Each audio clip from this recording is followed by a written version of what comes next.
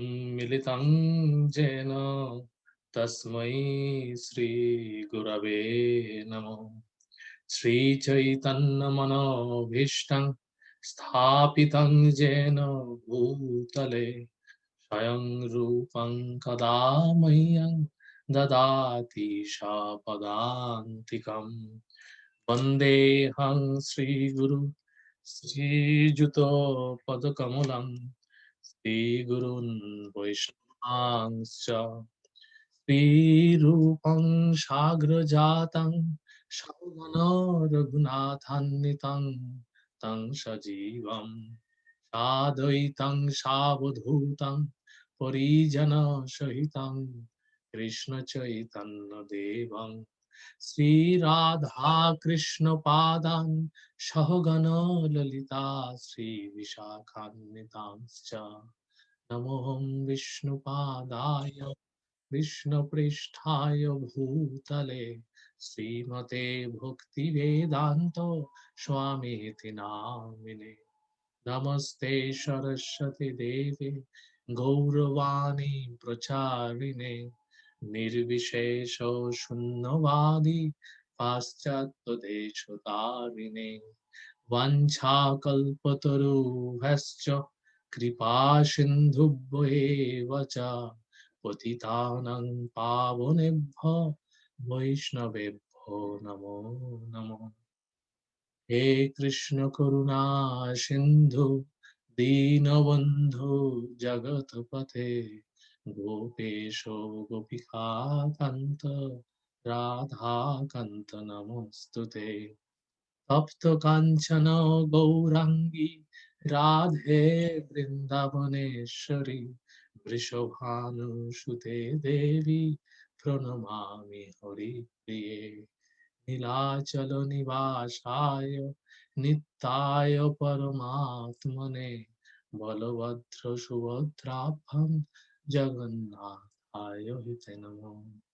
नमो महावदन्नाय कृष्ण प्रेम प्रदायते कृष्णाय कृष्ण चैतन्य नामिने गौरतिषे नमो। जय श्री कृष्ण चैतन्य प्रभु नित्यानंद श्री अद्वैत गदाधर श्रीवासादि गौर भक्त वृंद। हरे कृष्ण कृष्ण कृष्ण हरे हरे हरे राम राम राम राम हरे हरे।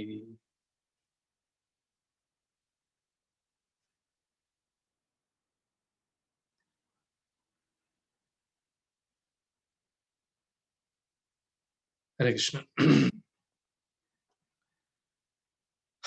সকল বৈষ্ণবদের চরণে আমার ধন্যবাদ প্রণাম। আমি শুরু করছি আজকের ভাগবতম। ওম নমো ভগবতে বাসুদেবায়। ওম নমো ভগবতে বাসুদেবায়। ওম নমো ভগবতে বাসুদেবায়। নারায়ণং নমস্কৃত্য নরং চৈব নরোত্তমং দেবীং সরস্বতীং ব্যাসং ততো জয়মুদীরয়ে। নষ্টপ্রায়েষু অভদ্রেষু নিত্যং ভগবত সেবয়া ভগবতে উত্তমা শ্লোকে ভক্তি ভবতি নৈষ্ঠিকী। হরে কৃষ্ণ।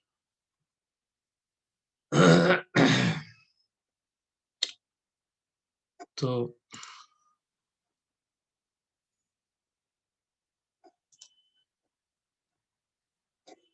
আমরা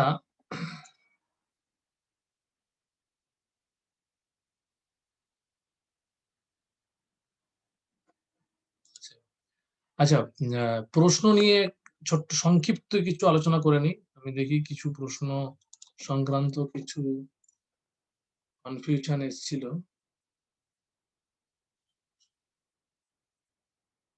হ্যাঁ, প্রশ্ন নিয়ে যার যার জিজ্ঞাসা সেটা এখনই আলোচনা করে নিতে হবে। কার কি প্রশ্ন ছিল একটুখানি আনমিউট করে আপনারা বলুন, আমি সেটা দেখে নিচ্ছি। হরে কৃষ্ণ বাবু, হরে কৃষ্ণ, ধন্যবাদ, প্রণাম। ধন্যবাদ, প্রণাম প্রভু, বলুন। আচ্ছা বাবু, যে একটা প্রশ্ন ছিল জীবাত্মা এবং পরমাত্মার মধ্যে পার্থক্য, মানে হুম জীবাত্মা এবং পরমাত্মার মধ্যে কি পার্থক্য, হুম সেটা কি এক নাকি পার্থক্য আছে? হুম হুম তা আপনার কি আপনি মনে হয়? একটা আপনার কি মনে না হয়? না আমি সেটা সম্পর্কে মানে একটু মানে ছিলাম আর কি। হ্যাঁ, আপনার জীবাত্মা মধ্যে এবং কি পরমাত্মার মধ্যে পার্থক্য আছে। জীবাত্মা হচ্ছে অণু আত্মা, পরমাত্মা হচ্ছে বিভু আত্মা। পরিমাণগতভাবে পার্থক্য আছে। ঠিক আছে? হুম, এটাই ছিল প্রশ্ন হুম, তো আপনার? হ্যাঁ, ওকে প্রভু। হরে কৃষ্ণ, ধন্যবাদ প্রভু। ঠিক আছে। আচ্ছা, আর কার কি প্রশ্ন আছে? আপনি মিউট করে দিচ্ছিলেন। সজল প্রভু বলুন, আনমিউট করে বলুন। হরে কৃষ্ণ, ধন্যবাদ, প্রণাম প্রভু। হরে কৃষ্ণ, ধন্যবাদ প্রণাম প্রভু। প্রভু, আমার প্রশ্ন নয়, আমার একটা আসলে আহ, আমার মানে সংকোচ হয়েছিল প্রথমে যখন আমি এটা সাবমিট করতে গিয়েছিলাম তখন। আচ্ছা, সেটা হচ্ছে আপনি প্রথম যে প্রশ্নটা দিয়েছেন হুম, সেখানে প্রথম অধ্যায়ের আহ মানে মানে দ্বিতীয় অধ্যায়ের প্রথম শ্লোকের একটা কোড দিয়েছেন, হুম। কিন্তু আসলে ওইটা আমি প্রথম শ্লোকে তো প্রভুপাদ মাত্র এক লাইন তাৎপর্য লিখেছেন। ওইটা প্রথম শ্লোকে পাইনি, আমি দ্বিতীয় শ্লোকে পেয়েছি আর কি। তো আচ্ছা, আমি আচ্ছা, প্রথম শ্লোকে দেখে আমি তো মানে হচ্ছে হতভম্ব হয়ে গেছি যে প্রভু এটা দিয়েছে প্রথম শ্লোকের কোড, কিন্তু আমি প্রথম শ্লোকে হচ্ছে আমি এটা বিষয়টা পাইনি। তাই দ্বিতীয় শ্লোকে খুঁজে নিয়েছি একটু কষ্ট করে আর কি, পড়ে গেছি তখন পেয়েছিলাম প্রভু, এটাই। তখন আর কি প্রশ্ন করেছিলাম আপনাকে, আমি নক আচ্ছা, করেছিলাম। আচ্ছা, আচ্ছা, তার মানে আপনি ওটা হয়তো মানে ইয়ের রেফারেন্সটা হয়তো মানে একের জায়গায় 2 হবে আর কি, তাই তো? হ্যাঁ হ্যাঁ প্রভু, এরকম টাইপ। আচ্ছা, ঠিক আছে। তাহলে এটা সকলের জ্ঞাতব্যের জন্য বলে রাখলাম। যারা এখনো সাবমিট করেননি, তারা এটা খেয়াল রাখবেন যে এটা হয়তো কোনোভাবে রেফারেন্সটা দিতে আমার একটু ভুল হয়েছে। একটু খেয়াল রাখবেন। প্রভুকে ধন্যবাদ এই ইয়েটা মানে ভুলটা হাইলাইট করার জন্য, যাতে করে সকলে সুবিধা হয়। হরে কৃষ্ণ। ধন্যবাদ। হরে কৃষ্ণ প্রভু। হরে কৃষ্ণ। ঠিক আছে। হরে কৃষ্ণ। আমার একটা প্রশ্ন ছিল প্রভু। হ্যাঁ, বলুন। হুম, যে সত্যগুণে বিষ্ণু তত্ত্বের উপাসনা এবং নির্গুণ অবস্থায় বা শুদ্ধ সত্য অবস্থায় বিষ্ণু তত্ত্বের উপাসনা, হুম। মানে এই দুটোর মধ্যে পার্থক্য কি? কখন বোঝা যায় যে নির্গুণ অবস্থা এসেছে? হ্যাঁ, খুব ভালো প্রশ্ন। তো এটা আমরা আলোচনা করবো আজকে। আজকের আলোচনাতে এটাই আসবে যে নির্গুণ স্তরে উত্তীর্ণ হওয়ার উদ্দেশ্য হচ্ছে, আমরা যখন প্রথম ভক্তি শুরু করছি, শ্রদ্ধা থেকে যখন ভক্তি শুরু করছি, তখন আমাদের মধ্যে আহ গুণদোষ বা গুণত্রয়ের প্রভাবে আমরা প্রভাবিত, তখন আমরা ত্রিগুণের মধ্যে আছি।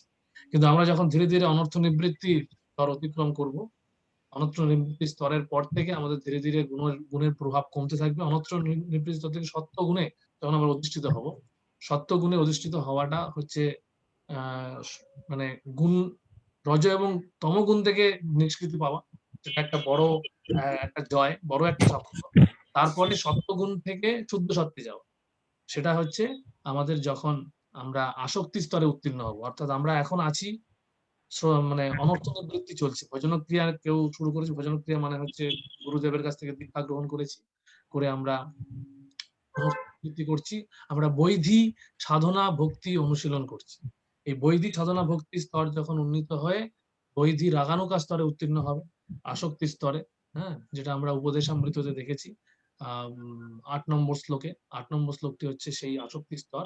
সেই আসক্তি স্তর থেকে আমাদের শুরু হবে বিশুদ্ধ সত্ত্বে স্থিত হওয়া। সেই সময় আমরা আমাদের সর্বসিদ্ধি, সর্ব উপলব্ধি আমরা লাভ করতে পারি। সর্ব উপলব্ধি লাভ করতে পারাটার পরের মাধ্যমে তখন বুঝতে পারা যাচ্ছে আমাদের সমস্ত গুণের কলুষ, ত্রিগুণ থেকে আমরা মুক্ত হই। তার আগে পর্যন্ত আমরা ওই আহ, মানে সেটাকে বলা যেতে পারে নির্গুণ স্তরের বিশুদ্ধ সত্ত্বে ভগবানের ভক্তি। সেটা মানে আসক্তি স্তর। আসক্তি প্রভু, আসক্তি স্তর থেকে, আসক্তি স্তর থেকে তারপরে ভাব প্রেম তো অবশ্যই। এটা আমরা দেখবো আজকে। আমরা এই ভক্তির প্রগতি নিয়ে আজকে শুরু হবে আলোচনা। আচ্ছা, একটু মিউট করে রাখবেন সকলে, না হলে শব্দ হচ্ছে। হ্যাঁ, চন্দ্রবদন নিত্যানন্দ প্রভু বলুন, আপনি বলুন। হরে কৃষ্ণা, চন্দ্রবদন প্রভু আনমিউট করে বলুন, আপনার হ্যান্ড রেজ করা ছিল, আপনি কিছু বলতে চাইছেন? হরে কৃষ্ণা, চন্দ্রবদন নিত্যানন্দ প্রভু। হরে কৃষ্ণ। হ্যাঁ প্রভু বলুন। ধন্যবাদ। ধন্যবাদ প্রভু, প্রণাম। 10 নম্বরে যে প্রশ্নটি আছে, নিচের হ্যাঁ। চিত্রটি কোন প্রকার উপাসকদের মধ্যে আরাধ্য দেবতাকে নির্দেশ করে? প্রভু আমি দেবতা চিনতে পারলাম না, মানে গদা আছে, প্লাস হচ্ছে আপনার দুটো পদ্ম আছে মনে হয় হাতে, ঘোড়া আছে 7টি। কে বলবে? আচ্ছা, এখানে কি সবাই এটা আমরা চিনতে যখন পারেননি, আপনার যেটা মনে হয় সেটা একটা উত্তর দিন, ঠিক আছে? এখন আমি উত্তরটা রিলিজ করছি না। প্রভু ঠিক আছে? সূর্যদেব। সূর্যদেব, সূর্যদেব, হ্যাঁ হ্যাঁ। প্রভু আমি চিনতে পারিনি বলে ভুল উত্তর দিয়েছি। আরে ঠিক আছে, ঠিক আছে, এই ভুল উত্তরটাই মনে থাকবে, যে আর আর কোনোদিন ভুল হবে না। আরে কোনো অসুবিধা নেই। আমি হরে বুঝতে কৃষ্ণ। পারছিলাম, আমি ওই জন্যই, যাতে করে অসুবিধা না হয়, আমি ওই জন্যই বিষ্ণুর ছবিটাও দিয়েছি, যাতে করে পার্থক্যটা মানে সবাই বুঝতে পারে যে বিষ্ণুর মানে রূপটা কেমন, আর সূর্যদেবের চরিত্র মানে রূপটা কেমন। তো যাই হোক, সূর্যদেবের এইটা রূপটা মানে তো জানা তো গেল, এবং সূর্যদেবের এই রূপের বর্ণনা ভাগবতমে আছে 5ম স্কন্ধে, ঠিক এক্স্যাক্টলি এরকমই রূপের বর্ণনা। আবার আনমিউট হয়ে যাচ্ছে সকলে। আচ্ছা, দয়ানিধি শ্যামাপ্রভু বলুন। হরে কৃষ্ণ প্রভু, দণ্ডবাদ প্রণাম। ধন্যবাদ, প্রণাম প্রভু, বলুন। প্রভু এই যে মানে নিচের যে কোশ্চেন গুলো ছিল না, সঠিক উত্তর বা ভুল উত্তর, আর আগের দিনে ছিল যে 5টা পার্ট, এইগুলোর মানে অ্যান্সার গুলো কিভাবে? অ্যান্সার গুলো তো আপনি আগের স্কোর পাননি, স্কোর রিলিজ করে দিলেই পাবেন, আপনার কাছে আপনার ইমেলে পৌঁছে যাবে। না না না, তো পেয়েছি, পরীক্ষাটাও এক্সামও দিয়েছি, কিন্তু হুম। এর উত্তরগুলো মানে আগের গুলো যেমন রেফারেন্স আছে না, এত নাম্বার স্কন্ধের, এত নাম্বার আচ্ছা, অধ্যায়, এত number- এইটার আমি আর রেফারেন্স দেইনি, যাতে করে আপনারা সবটাই পড়েন। না না, সে দেখুন, আমাদের, পড়ে কি উত্তর পেতে অসুবিধা হচ্ছে? সহজ প্রশ্নই ছিল তো মনে হয়। না সহজ ছিল, হ্যাঁ। কিন্তু রেফারেন্স থাকলে আরো ভালো হতো। রেফারেন্স থাকলে ভালো হতো। ঠিক আছে, আমি দেখি পরবর্তী অধ্যায়গুলোতে রেফারেন্স দেওয়ার চেষ্টা করবো। ঠিক আছে বাবু, ধন্যবাদ প্রণাম। ধন্যবাদ, প্রণাম। আনন্যা মাতাজি। হরে কৃষ্ণ। হরে কৃষ্ণ মাতাজি, বলুন। মানে প্রভু ওই অনর্থ নিবৃত্তি এর ওয়াটার অর্থ আমি বুঝতে পারিনি। অনর্থ নিবৃত্তির ওয়ার্ড মানে হচ্ছে জড় কলুষ থেকে মুক্ত হওয়া। রজস্তম, আর রজ এবং তমগুণের প্রভাব থেকে মূলত মুক্ত হওয়া। হ্যাঁ, আর হচ্ছে ওই পরমাত্মা আর জীবাত্মা, এটা কি একই? মানে এর মধ্যে কোনো পার্থক্য আছে কি নেই? এটা প্রভু আমি গুণগত দিক থেকে ভেবে আমি অ্যান্সার দিয়েছিলাম, কিন্তু এখানে আপনি বললেন যে যে বিভু আর অনু যেটা বললেন হুম, হুম। ওটা নিয়ে যদি একটু পরমাত্মা জীবাত্মা সম্বন্ধে একটু বিস্তারিত ব্যাখ্যা করেন তাহলে হ্যাঁ হ্যাঁ, করুন, একটু ভালো হয়। হ্যাঁ, আর করুন। আর হচ্ছে ওই সৃষ্টি যেটা শ্রীকৃষ্ণ থেকে বলদেব, তারপরে প্রথম সংকর্ষণ, এই যে হুম, যেটা মানে ভগবান থেকে যে বিস্তারিত যেটা হচ্ছে, হুম, এর সম্বন্ধে যদি একটু বিস্তারিত আলোচনা করেন তাহলে আর একটু ঠিক আছে, দেখছি। আচ্ছা, ঠিক আছে। ওকে, হরে কৃষ্ণ। ষড়ভুজ প্রভু, বলুন। হরে কৃষ্ণ। আমি জানতে চাচ্ছিলাম যে নষ্ট প্রায়শ অবদৃশ্য, হুম। এটার ব্যাখ্যাটা কি, হ্যাঁ। মানে এটা কি অর্থ হতে পারে? হ্যাঁ, এটা অনর্থ নিবৃত্তির ব্যাপার বিষয়, ঠিক আছে? নষ্ট প্রায়শ অভদ্রেশ, এটা নিয়ে আলোচনা হবে আজকে আলোচনা হবে। আচ্ছা, ঠিক আছে, হরে কৃষ্ণ। Thank you. আচ্ছা, আবার কেউ আনমিউট হয়ে যাচ্ছেন, আমি এবার মিউট করছি, যারা যেটা কারণে আপনারা নিজেরা আনমিউট করতে পারবেন না সেইভাবে। আপনাদের কিছু বক্তব্য থাকলে চ্যাট বক্সে লিখে জানাবেন অথবা হ্যান্ড রেজ করবেন, ঠিক আছে? নাহলে বারবার শব্দ হলে মুশকিল হচ্ছে। হরে কৃষ্ণ। ঠিক আছে, তো মোটামুটি আলোচনা হলো, প্রারম্ভিক প্রশ্ন উত্তর আলোচনা হয়ে গেল। এবার আমরা শুরু করি আজকের মূল বিষয়ে প্রবেশ করা।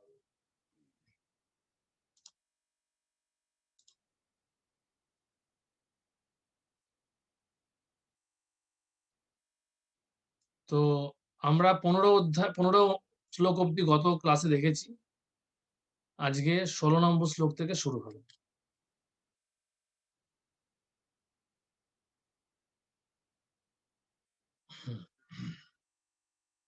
তা 16 নম্বর শ্লোক থেকে 20 নম্বর শ্লোক অব্দি হচ্ছে এই ভক্তির প্রগতি নিয়ে আলোচনা, ঠিক আছে? তো এটা আমাদের জন্য খুব গুরুত্বপূর্ণ।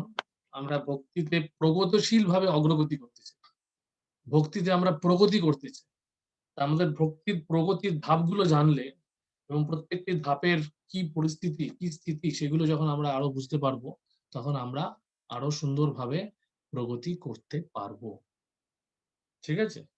তাই এই শ্লোকটা কি হচ্ছে? শুশ্রূষ শ্রদ্ধাধানস্য বাসুদেব কথা রুচি তৎমহৎ সেবয়া বিপ্রা পুণ্যতীর্থ নিষেবনাৎ। তা অনুবাদ হচ্ছে, হে ব্রাহ্মণ ঋষিগণ, সব রকমের পাপ থেকে সম্পূর্ণভাবে মুক্ত ভগবত ভক্তদের সেবা করার ফলে মহৎ সেবা সাধিত হয়। এই ধরনের সেবার ফলে কৃষ্ণ কথা শ্রবণে আসক্তির উদয় হয়। তা এখানে প্রথম শুরু হচ্ছে শ্রদ্ধার স্তর। ঠিক আছে? এই হচ্ছে শ্রদ্ধার স্তর।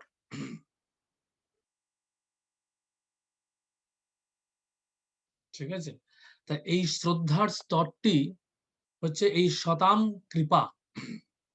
ঠিক আছে? সৎ মহৎ সেবায়া বিপ্রা, অর্থাৎ ভগবত ভক্তদের সেবার মাধ্যমে আমাদের এই এই শ্রদ্ধার স্তরের যাত্রা শুরু হয়। আমরা যখন প্রথম ভক্তিতে আসি, তখন আমরা কোনো ভক্তের তত্ত্বাবধানে ভক্তি শুরু করি এবং তার কাছ থেকে ভগবত কথা শ্রবণ করতে শুরু করি।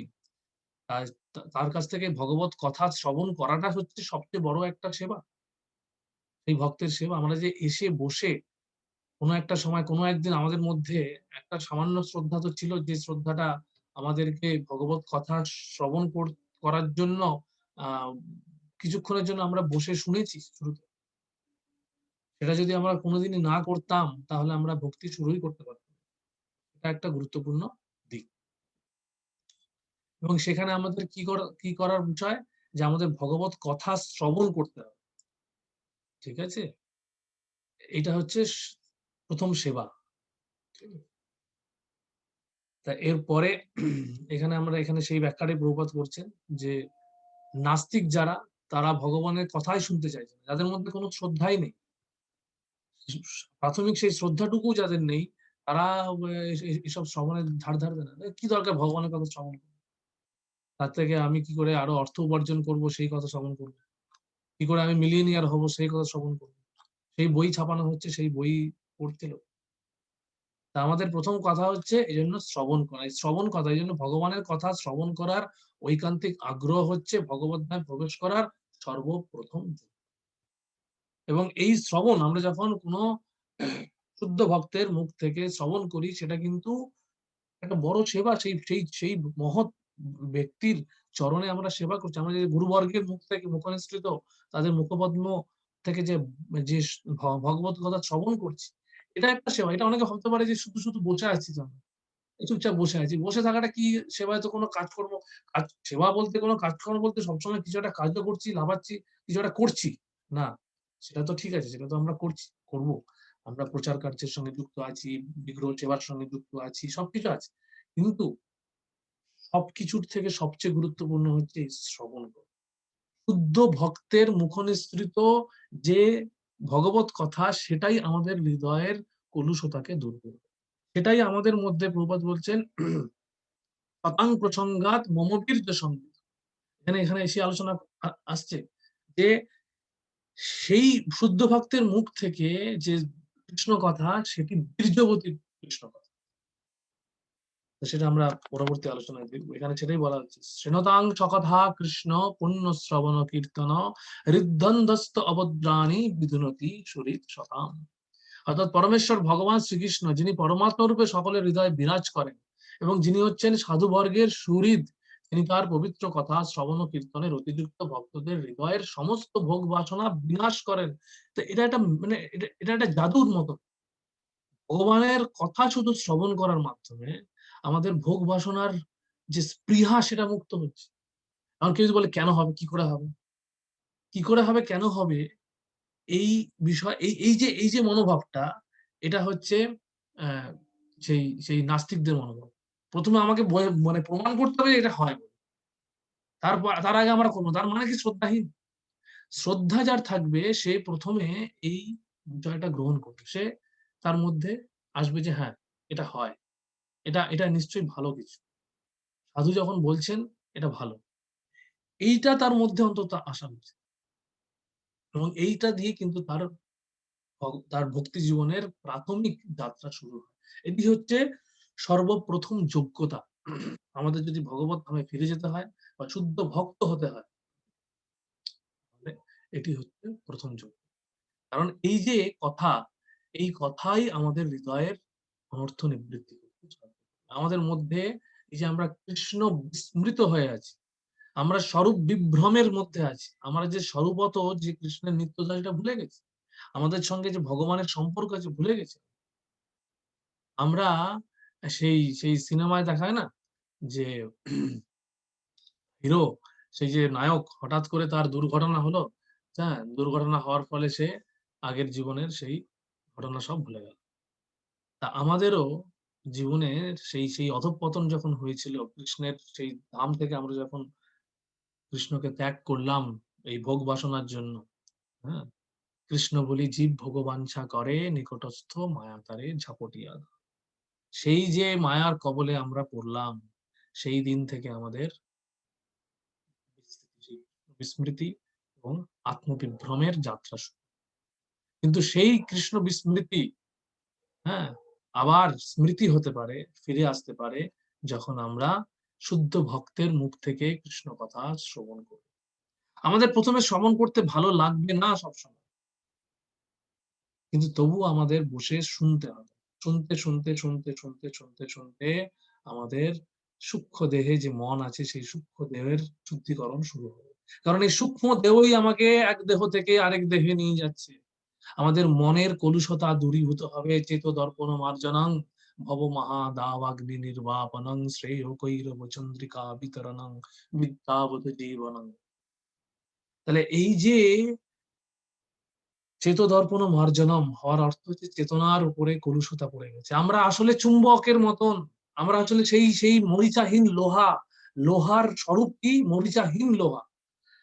মরিচার মানে লোহার স্বরূপটা কি? যে মরিচা মুক্ত অবস্থাটাই কিন্তু লোহার প্রকৃত স্বরূপ। এবং তখন সে চুম্বকের দ্বারা সহজে আকৃষ্ট হয়। কিন্তু লোহার উপরে যখন মরিচা পড়ে যায়, জল এবং বায়ু মানে জলীয় বাষ্পের হাওয়া এবং বায়ু এবং জলীয় বাষ্পের সংস্পর্শে আসার ফলে তখন সে আর চুম্বকের দ্বারা আকৃষ্ট হতে পারে না। ঠিক তেমনি ভগবান হচ্ছেন সেই চুম্বক, সর্বশক্তিমান সেই চুম্বকের মতন কৃষ্ণ আকর্ষণ করছেন তিনি সকল কিছুকে। কিন্তু আমাদের স্থিতি, আমাদের চেতনা সেই মরিচার দ্বারা আক্রান্ত, ভোগ বাসনার মরিচার দ্বারা আমাদের চেতনা আবৃত হয়ে আছে। তাই জন্য এই চেতনা কি করে দূরীভূত হবে? যখন আমরা এই ভগবানের কথা শ্রবণ করতে থাকবো, তখন আমাদের এই চেতনা আমাদের ফিরে আসবে, চেতনা ফিরে আসবে। তখন আমরা পাপ মুক্ত হব, তখন আমরা পাপ মুক্ত হব। ঠিক আছে, এই পাপ মুক্ত হওয়ার বিষয়টা প্রথম আমাদের আসবে। তাহলে আমরা প্রথম শ্লোকের যে বিষয়টা,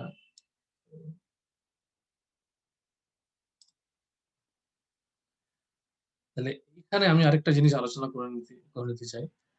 এখানে প্রথম যে স্তরটা, এই স্তরটাই যে শতাম কৃপা, এই সাধুজনদের এই যে শতাম কৃপা, এটা দিয়ে শুরু হচ্ছে আমাদের এই যে মহৎ সেবা। ঠিক আছে, এই মহৎ সেবা শুরু হলো। এই মহৎ সেবার শুরু হওয়ার পর, হ্যাঁ, সৎ মহৎ সেবায়া বিপ্রা, এটা দিয়ে আমাদের মহৎ সেবা শুরু হচ্ছে। তারপরে শুশ্রূষয়া শ্রদ্ধা ধানস্য, শ্রদ্ধা, সাধুদের সংস্পর্শে আসার পর আমাদের শ্রদ্ধা আসছে। শুশ্রূষয়া শ্রদ্ধা ধানস্য হচ্ছে আমাদের মধ্যে শ্রদ্ধা আসছে। সেটা শেয়ার করার চেষ্টা শুশ্রূষায় শ্রদ্ধা ধানুষ, শ্রদ্ধা স্তর আসলো। শ্রদ্ধা স্তর আসার পর আমাদের পুণ্যতীর্থ নিবেশনাথ, এটা হচ্ছে সর্বপাপ থেকে মুক্ত হওয়া, এবং এটি হচ্ছে গুরু পাদশ্রয়, মানে আমাদের ভজন ক্রিয়া শুরু হলো। শ্রদ্ধার পরে হচ্ছে সাধু সঙ্গ হলো, শ্রদ্ধা, সাধু সঙ্গ, ভজন ক্রিয়া। ঠিক আছে, এই যে পুণ্যতীর্থ নিবেশনাথ, এই পুণ্যতীর্থ নিবেশ সর্বপাপ থেকে মুক্ত হওয়া এবং সেবা করার মাধ্যমে। ঠিক আছে, সেবা হচ্ছে কাকে সেবা করা? গুরুর সেবা করা। এখানে প্রকৃতপক্ষে গুরুর সেবার কথা বলা হচ্ছে। সেইভাবে আমাদের একটা স্তর অতিক্রম হলো। এরপরে কি? এবং এটা যখন আমরা হলো তখন কিন্তু আমাদের মধ্যে বাসুদেব কথা রুচি স্তরটা আসছে। বাসুদেবর কথার প্রতি যে বাসুদেব কথা রুচি তখন আমাদের মধ্যে মার্কিনে ভগবত ধর্ম বলে যে প্রভুপাদ যে ইয়েটা লিখেছেন, আজকে আমাদের ইচ্ছা আছে, চেষ্টা করব ওটি একটি শ্রবণ করা। সেটি কিন্তু আজকের আলোচনার সঙ্গে খুব সম্পর্কিত। সেখানে প্রভুপাদ এইখান থেকে এই 16 নম্বর শ্লোক থেকে 20 নম্বর শ্লোকের বেশ কিছুটা অংশ উদ্ধৃতি করছেন ওইখানে, যে তিনি যখন আমেরিকায় গিয়ে পৌঁছাচ্ছেন তখন সেখানে পৌঁছানোর পর তিনি ভাবছেন যে কি করে আমি এই উগ্র স্থানে রজস্তম ভাবের দ্বারা আচ্ছন্ন এই উগ্র স্থানে কি করে ভগবত ভক্তি প্রচার করবো, কি করে তাদের মধ্যে বাসুদেব কথা রুচি জাগরিত করবো। তখন তিনি ভগবানের কাছে বিনম্রভাবে প্রার্থনা করছেন। সেইটা এই অংশ থেকেই নেওয়া, এই অধ্যায় থেকেই নেওয়া। এটা একটা দিক গেল। এর পরের স্তরটি কি? পরের স্তরটি হচ্ছে ভজন স্পৃহা। ভজন স্পৃহাতে আমাদের কি হচ্ছে? কৃষ্ণ কথা শ্রবণ, নিয়মিত কৃষ্ণ কথা শ্রবণ, শ্রীনুতাং সকথা কৃষ্ণ পুণ্য শ্রবণ কীর্তন, এটা ভজন স্পৃহা আমাদের মধ্যে আসছে। এবং তখন কি হচ্ছে? হৃদন্তস্থ অবদ্রাণী, হৃদন্তস্থ অবদ্রাণী বিজনতি সুরিচ্ছদা। আমাদের অবদ্ধ সম ভজন ক্রিয়া এবং অনর্থ নিবৃত্তি। ভজন ক্রিয়ার পরেই অনর্থ নিবৃত্তির স্তর শুরু হচ্ছে এখানে। এটা হচ্ছে জনপ্রিয় এবং অনর্থ নিবৃত্তি স্তর।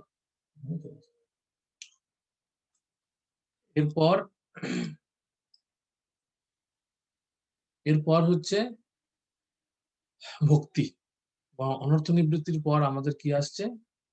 অনর্থ নিবৃত্তির পর আসছে হচ্ছে নিষ্ঠার স্তর। এখানে আসছে নষ্ট প্রায়শু অভদ্রেষু নিত্যং ভাগবত সেবয়া ভগবতে উত্তমা শ্লোকে ভক্তির ভগতি নৈষ্ঠিক। এই নৈষ্ঠিকী ভক্তি, নৈষ্ঠিকী ভক্তি মানে হচ্ছে নিষ্ঠা স্তরের ভক্তি। এবং এখানে প্রশ্ন হতে পারে যে প্রায়শু, নষ্ট প্রায়শু, প্রায় সম্পূর্ণ।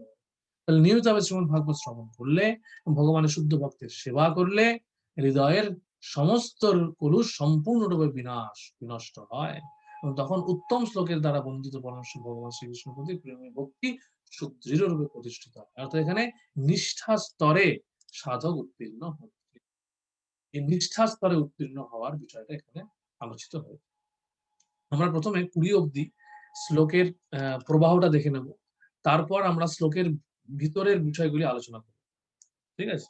প্রথমে আমরা শ্লোকের প্রবাহটা দেখে নিই, এটা খুব গুরুত্বপূর্ণ বোঝাটা, শ্লোকের যে প্রবাহটা মানে বিষয়ের প্রভাবটা। তাই প্রথমে আমরা হলো শ্রদ্ধা, সাধুসঙ্গ, ভজনক্রিয়া, তারপর হচ্ছে নিষ্ঠা। এই জায়গাটা আসলাম আমরা, নিষ্ঠা স্তর।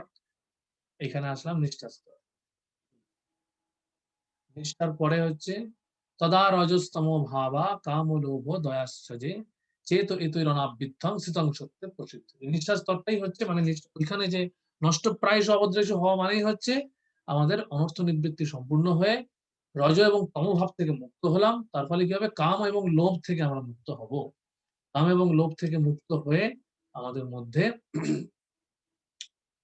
মধ্যে রুচি স্তর উত্তীর্ণ হচ্ছে। ঠিক আছে? নিষ্ঠার থেকে আমরা এবার রুচি স্তরে উত্তীর্ণ হচ্ছি, সত্যগুণে অধিষ্ঠিত হচ্ছি, রুচি স্তরে উত্তীর্ণ হচ্ছি।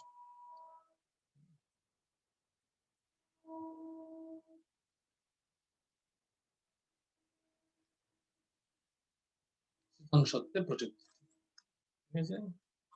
এই অবধি যদি কারো কোনো প্রশ্ন থাকে জিজ্ঞেস করতে পারেন। এবং প্রসন্ন মানস ভগবত ভক্তি যোগত ভগবত তত্ত্ব বিজ্ঞানং মুক্ত সঙ্গ জায়তে। এখানে কি হচ্ছে? এইভাবে শুদ্ধ সত্যে অধিষ্ঠিত হয়ে ভক্তি যোগে যুক্ত হওয়ার ফলে তার চিত্ত প্রসন্ন হয়েছে। তিনি সব রকম জড়বন্ধন থেকে মুক্ত হয়ে ভগবত তত্ত্ব বিজ্ঞান উপলব্ধি করছেন। এই স্তরটি কি? এই স্তরটি হচ্ছে এখানে এই যে এটি হচ্ছে রতি স্তর। অর্থাৎ প্রথমে হচ্ছে স্থিতং সত্যে প্রসিদ্ধতি হচ্ছে রুচি এবং আসক্তি স্তরে উত্তীর্ণ হলো। অর্থাৎ এই সময় ভক্ত সত্যগুণে অধিষ্ঠিত হয়ে সম্পূর্ণরূপে প্রসন্ন হচ্ছেন, সত্যগুণে অধিষ্ঠিত হচ্ছেন। আসক্তি অ্যাকচুয়ালি নিষ্ঠা স্তরে সত্যগুণ হয়ে গেল, এখানে আসক্তি স্তরে সে আসক্তির মধ্যে আসক্তির প্রাথমিক স্তরে সত্যগুণ, আসক্তির যখন স্তরটি আরো তীব্র আসক্তি স্তরে উত্তীর্ণ হচ্ছে তখন সেটি রতি স্তরে আসছে এবং সেই সময় শুদ্ধ বিশুদ্ধ সত্যে অধিষ্ঠিত হচ্ছে। হ্যাঁ, বিশুদ্ধ সত্তা। সত্ত্বগুণে আমরা রুচি স্তরে আসছি। রুচি স্তরে আসক্তির প্রাথমিক স্তরে সত্ত্বগুণের প্রভাব থাকছে, সেটি যখন তীব্রতায় পরিণত হচ্ছে এবং প্রসন্ন মানসও, সেই স্তরটি হচ্ছে রতি স্তর। এবং তারপরে হচ্ছে ভগবত ভক্তি যোগত, শ্রদ্ধা সহকারে ভগবানের সেবা প্রবাহে প্রেম। এখানে হচ্ছে ভগবত মানে প্রেমের স্তরে উত্তীর্ণ হওয়ার ধাপ। ঠিক আছে, মুক্ত সঙ্গ জায়তে, প্রসন্ন মানুষও মুক্ত সঙ্গ জায়তে, এখানে হচ্ছে তত্ত্ববিজ্ঞান উপলব্ধি, জড়মনের মুক্ত তত্ত্ববিজ্ঞান উপলব্ধি। এরপরে হচ্ছে তাহলে এই 20 পর্যন্ত আমরা দেখলাম ভগবত ভক্তির প্রগতি এখানে শেষ হলো। এই 20 পর্যন্ত আমরা এটা উপলব্ধি করছি, অর্থাৎ শ্রীহরির আমরা ভগবানের মাধুর্য অনুভব করছি। এবার আমরা ফিরে যাবো, আবার শ্লোকের গভীরে প্রবেশ করার চেষ্টা করব।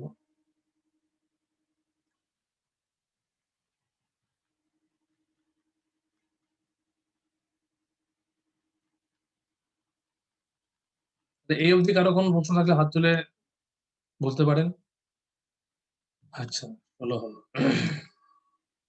আচ্ছা, ঈশ্বর বিশ্বম্ভু হাত তুলেছেন। হ্যাঁ, বলুন প্রভু। প্রভু, বলুন প্রভু, বলুন। হরে কৃষ্ণ। প্রভু, ওই শ্লোকের ফ্লোটা যদি একটু শর্টকাটে বলে দিতেন। শ্রদ্ধা কত নম্বর শ্লোকে, সাধু সঙ্গ কত নম্বর শ্লোকে, হ্যাঁ, বলে দিচ্ছি, ভালো হতো প্রভু। বলে দিচ্ছি। হ্যাঁ প্রভু।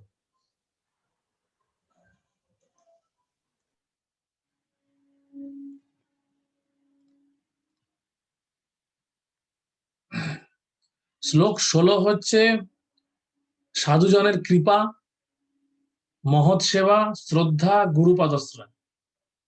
এটা নিয়ে হচ্ছে শ্রদ্ধা, সাধু সঙ্গ, ভজনক্রিয়া। শ্লোক 16। শ্লোক 17 হচ্ছে ভজনে স্পৃহা এবং অভদ্র সমূহের নিরসন, অর্থাৎ ভজনক্রিয়া এবং অনর্থ নিবৃত্তি।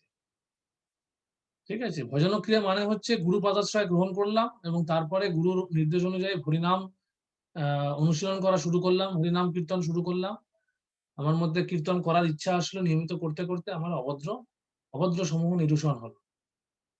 শ্লোক 18 হচ্ছে অনর্থ নিবৃত্তি এবং নিষ্ঠা স্তরে উত্তীর্ণ, নৈষ্ঠিকী ভক্তি স্তর আসছে।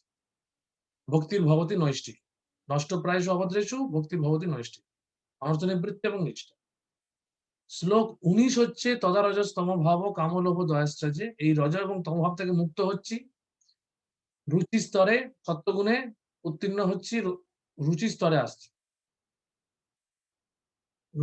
আসছি এবং চেতয়েতের অনাবিদ্যং শীতং সত্যে প্রসিদ্ধতি, শীতং সত্যে সত্যগুণে অধিষ্ঠিত হলাম। এখানে আসক্তি শুরু হচ্ছে।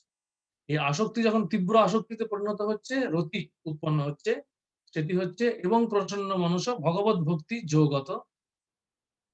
এইখানে রতি, প্রেম এবং দর্শন, ভগবানের দর্শন উপলব্ধি মানে হচ্ছে ভগবানের সাক্ষাৎ দর্শন হচ্ছে। প্রেমাঞ্জন চরিত ভক্তি বিলোচনের সেই দর্শন হচ্ছে। প্রেমের দ্বারা মানে আমার অঞ্জন এসে চোখ জ্ঞানাঞ্জন শলাকায়া হচ্ছে, আমি দর্শন করা শুরু করছি। এখানে হচ্ছে শ্রীহরির মাধুর্য অনুভব হচ্ছে। এই হচ্ছে শ্লোক 20-তে গিয়ে প্রেম। এই ছিল শ্রদ্ধা থেকে প্রেম পর্যন্ত। ঠিক আছে, তাই এবার আমরা শ্লোকগুলির ভিতরে প্রবেশ করব। 16 নম্বর শ্লোকে। তা 16 নম্বর শ্লোকে তাৎপর্যের প্রধান দিকটা হচ্ছে যে আমাদের এই যে শ্রবণ করা, এখানে আমরা একটা জিনিস দেখতে পাচ্ছি যে আমাদের কৃষ্ণ কথা শ্রবণ করতে হবে। এখন শ্রবণ করতে হলে আমাদের প্রধান বিষয় হচ্ছে কার থেকে শ্রবণ করতে হবে, এটা আমাদের বুঝতে হবে। তাই জন্য আমাদের পরমেশ্বর ভগবানের শরণাগত হয়ে তার সেবা করতে হবে এবং তাদেরকে বলা হয় দেব। যারা পরমেশ্বর ভগবানের শরণাগত তার সেবা করে তাদেরকে বলা হয় দেব, আর যারা পরমেশ্বরের বিরুদ্ধে আছে তাদের বলে অসুর। কেন অসুর এবং সুর, এই সুর এবং অসুরদের মধ্যে পার্থক্য আমরা দেখতে পাচ্ছি তাৎপর্যের মধ্যে। আর কি দেখতে পাচ্ছি যে সুতরাং এই যে সাধু বা সুর, যে দৈব গুণ, এটা হচ্ছে দৈব গুণ শ্রদ্ধা। আমার শ্রদ্ধা থাকবে ভগবত ভক্তির প্রতি, শাস্ত্রের প্রতি শ্রদ্ধা থাকবে। আমি যদি অশ্রদ্ধাশীল, শ্রদ্ধা না থাকে, তাহলে আমি অসুর। নাস্তিক যারা, অসুর যারা, আসরিক মনোভাবাপন্ন, তাদের মধ্যে যে শ্রদ্ধা নেই আমরা দেখি। এই অসুর বলতে এখানে কিন্তু সেই বড় বড় শিং, বড় বড় চুল থাকবে, বিশাল চেহারা, সেরকম দৈত্যাকার চেহারা হবে, তারা অসুর। শুধুমাত্র সেরকম অসুরদের কথা বলা হচ্ছে তা না, একদম সুসভ্য আমরা যেরকম দেখেছি, হ্যাঁ, নিরীশ্বর নৈতিক আমরা দেখেছি। নিরীশ্বর নৈতিক ভক্তিবিনোদ ঠাকুরের যে ইয়ে আছে, মানে তিনি যে বিভাগ দিয়েছেন মানব সমাজে, সেখানে একটা স্তর হচ্ছে নিরীশ্বর নৈতিক, মানে তারা নাস্তিক কিন্তু নৈতিক, তারা ভালো কাজ করছে, তারা সুসভ্যভাবে জীবনযাপন করছে, অনৈতিকতা নেই তাদের মধ্যে। কিন্তু অনৈতিকতা না থাকাটাই, হ্যাঁ, দৈব গুণ সম্পন্ন হয়ে যাওয়া না। দৈব গুণ সম্পন্ন হতে হলে তার মধ্যে এই ভাগবত তত্ত্ব বিষয়ে শ্রদ্ধা থাকে। আরেকটা কি, ভগবানের এই ধরনের ভক্তরা যারা ভগবানের ইচ্ছা অনুসারে বিভিন্ন স্থানে গিয়ে আসলে ভাবাপন্ন সম্পন্ন বদ্ধ জীবদের উদ্ধার করে, তারা ভগবানের অতি অন্তরঙ্গ পার্শ্বদ, এবং তারা তখন নাস্তিকতার ভয়ঙ্কর বিপদ থেকে সমাজকে রক্ষা করতে আসেন। তখন বুঝতে হবে তারা হচ্ছেন ভগবানের সপ্তাবেশ অবতার। এখানে সপ্তাবেশ অবতারের কথা বলছি। আসলে প্রভুপাদ এখানে আমরা এই আলোচনা থেকে বুঝতে পারি প্রভুপাদ হচ্ছেন স্বয়ং সপ্তাবেশ অবতার। সপ্তাবেশ অবতার মানে হচ্ছে ভগবানের দ্বারা বিশেষ শক্তি সম্পন্ন ভগবানের ভক্ত। তিনি চরম নাস্তিকতা, চরম বদ্ধ জীবনে, আসরিক ভাবাপন্ন বদ্ধ জীবনে আচ্ছন্ন মানুষের উদ্ধার করতে। তারা ভগবানের পুত্রের মতো, বৃত্তের মতো, অথবা অন্তরঙ্গ পার্শ্বদের মতো, কিন্তু তারা কেউই নিজেদেরকে ভগবান বলে দাবি করে। তাহলে এখানে আমাদের সাবধান করে দিচ্ছেন যে একজন শুদ্ধ ভক্ত, সপ্তাবেশ অবতার, কিন্তু নিজেকে ভগবান বলে দাবি করেন। ঠিক আছে, এটা আমাদের বুঝতে হবে যে ভগবান বলে কিন্তু প্রভুপাদ নিজেকে কখনোই দাবি করেন। তিনি সপ্তাবেশ, তিনি বিভিন্ন আলোচনা মানে ভাবে সরাসরি বলেননি, কিন্তু তার তাৎপর্য থেকে আমরা বুঝতে পারি, তার কার্যকলাপ থেকে, তার পারমার্থিক কার্যকলাপ তিনি যা করেছেন, যা কর্মকাণ্ড, যে বিশাল কর্মকাণ্ড করেছেন, সেটি হচ্ছে থেকে আমরা বুঝতে পারি তিনি হচ্ছেন সপ্তাবেশ অবতার। সম্প্রতি শ্রীপাদ পদ্মনাভ প্রভুজি যে ভিডিওটি দিয়েছেন, মহানায়ক, টালিগঞ্জের মহানায়ক হচ্ছেন সেই ছিল প্রভুপাদ। আর মহান কীর্তি রেখে গেছেন এই কৃষ্ণ ভবনামৃত স্থাপন সারা পৃথিবীব্যাপী প্রসারিত করার মাধ্যমে। সুতরাং এটি তিনি সপ্তাবেশ অবতার না হলে, ভগবানের দ্বারা বিশেষ শক্তি প্রাপ্ত না হলে, হ্যাঁ, কৃষ্ণের শক্তি বিনা নাহি তার নামের প্রবর্তন, সম্ভব নয়। মহাপ্রভুর এখানে চৈতন্য মহাপ্রভু ছিলেন মহাপ্রভু পরমেশ্বর ভগবান, এবং বৈদিক শাস্ত্রে তাকে তার আবির্ভাব উল্লেখ করা যায়, কিন্তু তবুও তিনি নিজেকে ভগবান ভক্তরূপে লীলা বিলাস করেছেন। এটা হচ্ছে একটা ছন্ন অবতার হিসেবে তিনি এসেছেন। তিনি তাকে যখন কেউ ভগবত হিসেবে প্রতিপন্ন করতেন, তিনি অতি স্তুতি বলে তাকে বকাবকি করতেন, এবং তিনি কানে দুটো কানকে চেপে রাখতেন, বিষ্ণু নাম উচ্চারণ করতেন, বিষ্ণু বিষ্ণু বিষ্ণু, তিনি শুনতে চাইতেন। অথচ সমস্ত শাস্ত্রিক বিচার অনুযায়ী আমরা দেখতে পারি তিনি হচ্ছেন ভগবান। শাস্ত্রীয় বিচার থেকে আমরা বুঝতে পারি তিনি স্বয়ং ভগবান। তাহলে আমাদের বুঝতে হবে যে কপটাচারী, আজকে বহু কপটতার মাধ্যমে অনেকে নিজেকে ভগবান করছে। তাহলে এটা একটা আমাদের দিক বুঝতে হবে, যেটা এই যে এবং তাদের কাছ থেকে আমাদের কিন্তু শ্রবণ করলে হবে, তাদের সেবা করলেও কিন্তু মহৎ সেবা হবে। তাদেরকে আমরা মনে মনে যদি ভেবে ফেলি, মানসিক জল্পনা কল্পনা দ্বারা ভেবে ফেলাম ইনি মহান, হ্যাঁ, তারপরে তার সেবা করলাম, তাহলে কিন্তু হবে। সুতরাং এটা হচ্ছে এই দিকগুলো এখানে আলোচিত হয়েছে, এটা আমাদের বুঝতে হবে, হ্যাঁ, এবং সাবধান থাকতে হবে। এরপর হচ্ছে 17 সিনুতাংশ কথা কৃষ্ণ পূর্ণ শ্রবণ।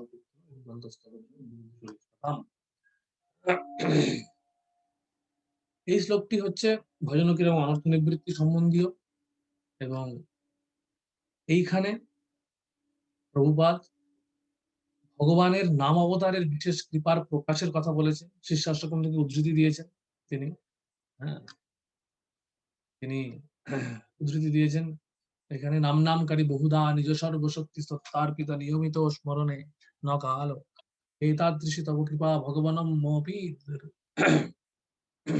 এতাদৃশী তব কৃপা ভগবানম মপি।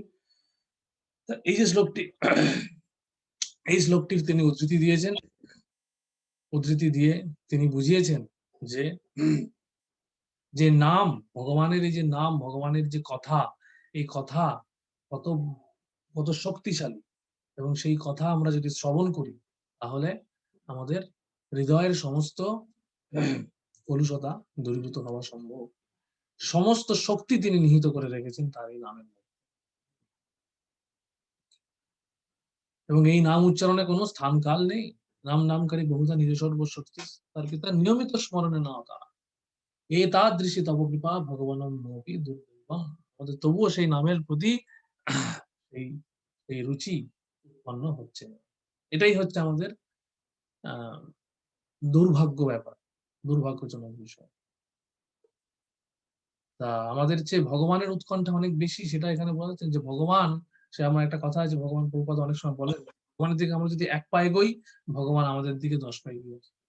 ভগবান আমাদেরকে শুদ্ধ ভক্ত করার জন্য অনেক বেশি আগ্রহী, আমাদের শুধু চেষ্টা করতে হবে। ভগবানের রাজ্যে প্রবেশ করতে হলে কি করতে হবে? সম্পূর্ণভাবে পাপ মুক্ত হতে হবে। আর পাপের উৎস কি? পাপের উৎস হচ্ছে ভোগ বাসনা। এই ভোগ বাসনা থেকে পাপের উদ্ভব হয়, সেজন্য সেইগুলো থেকে আমাদের মুক্ত হতে হবে। যদি থেকে আমরা মুক্ত না হই, তাহলে কিন্তু আমরা ভগবানের রাজ্যে প্রবেশ করবো। এই যে কামিনী কাঞ্চন হচ্ছে ভগবানের কাছে ফিরে যাওয়ার পথে সবচেয়ে বড় প্রতিবন্ধক। ভক্তি মার্গে বহু বড় বড় ভক্ত এই প্রলোভনে বলি হয়ে ভক্তি মার্গ থেকে এগুলি হচ্ছে আমাদের হৃদয়ের কলুষতা। কিন্তু ভগবান নিজে যখন কাউকে সাহায্য করেন, তখন ভগবানের দিকে তা অত্যন্ত সমস্যা। কারণ ভগবানের এই সাহায্যের কৃপা প্রার্থনাটাই হচ্ছে ভক্তির একটা বড় অঙ্গ। এই জন্য প্রভুপাদ বলেছেন যে ভক্তির সর্বস্তরে ভগবানের কৃপার উপর নির্ভরশীল হয়ে থাকতে হবে, তবেই আমরা ভক্তির সমস্ত প্রতিবন্ধকতাকে আমরা দূর করতে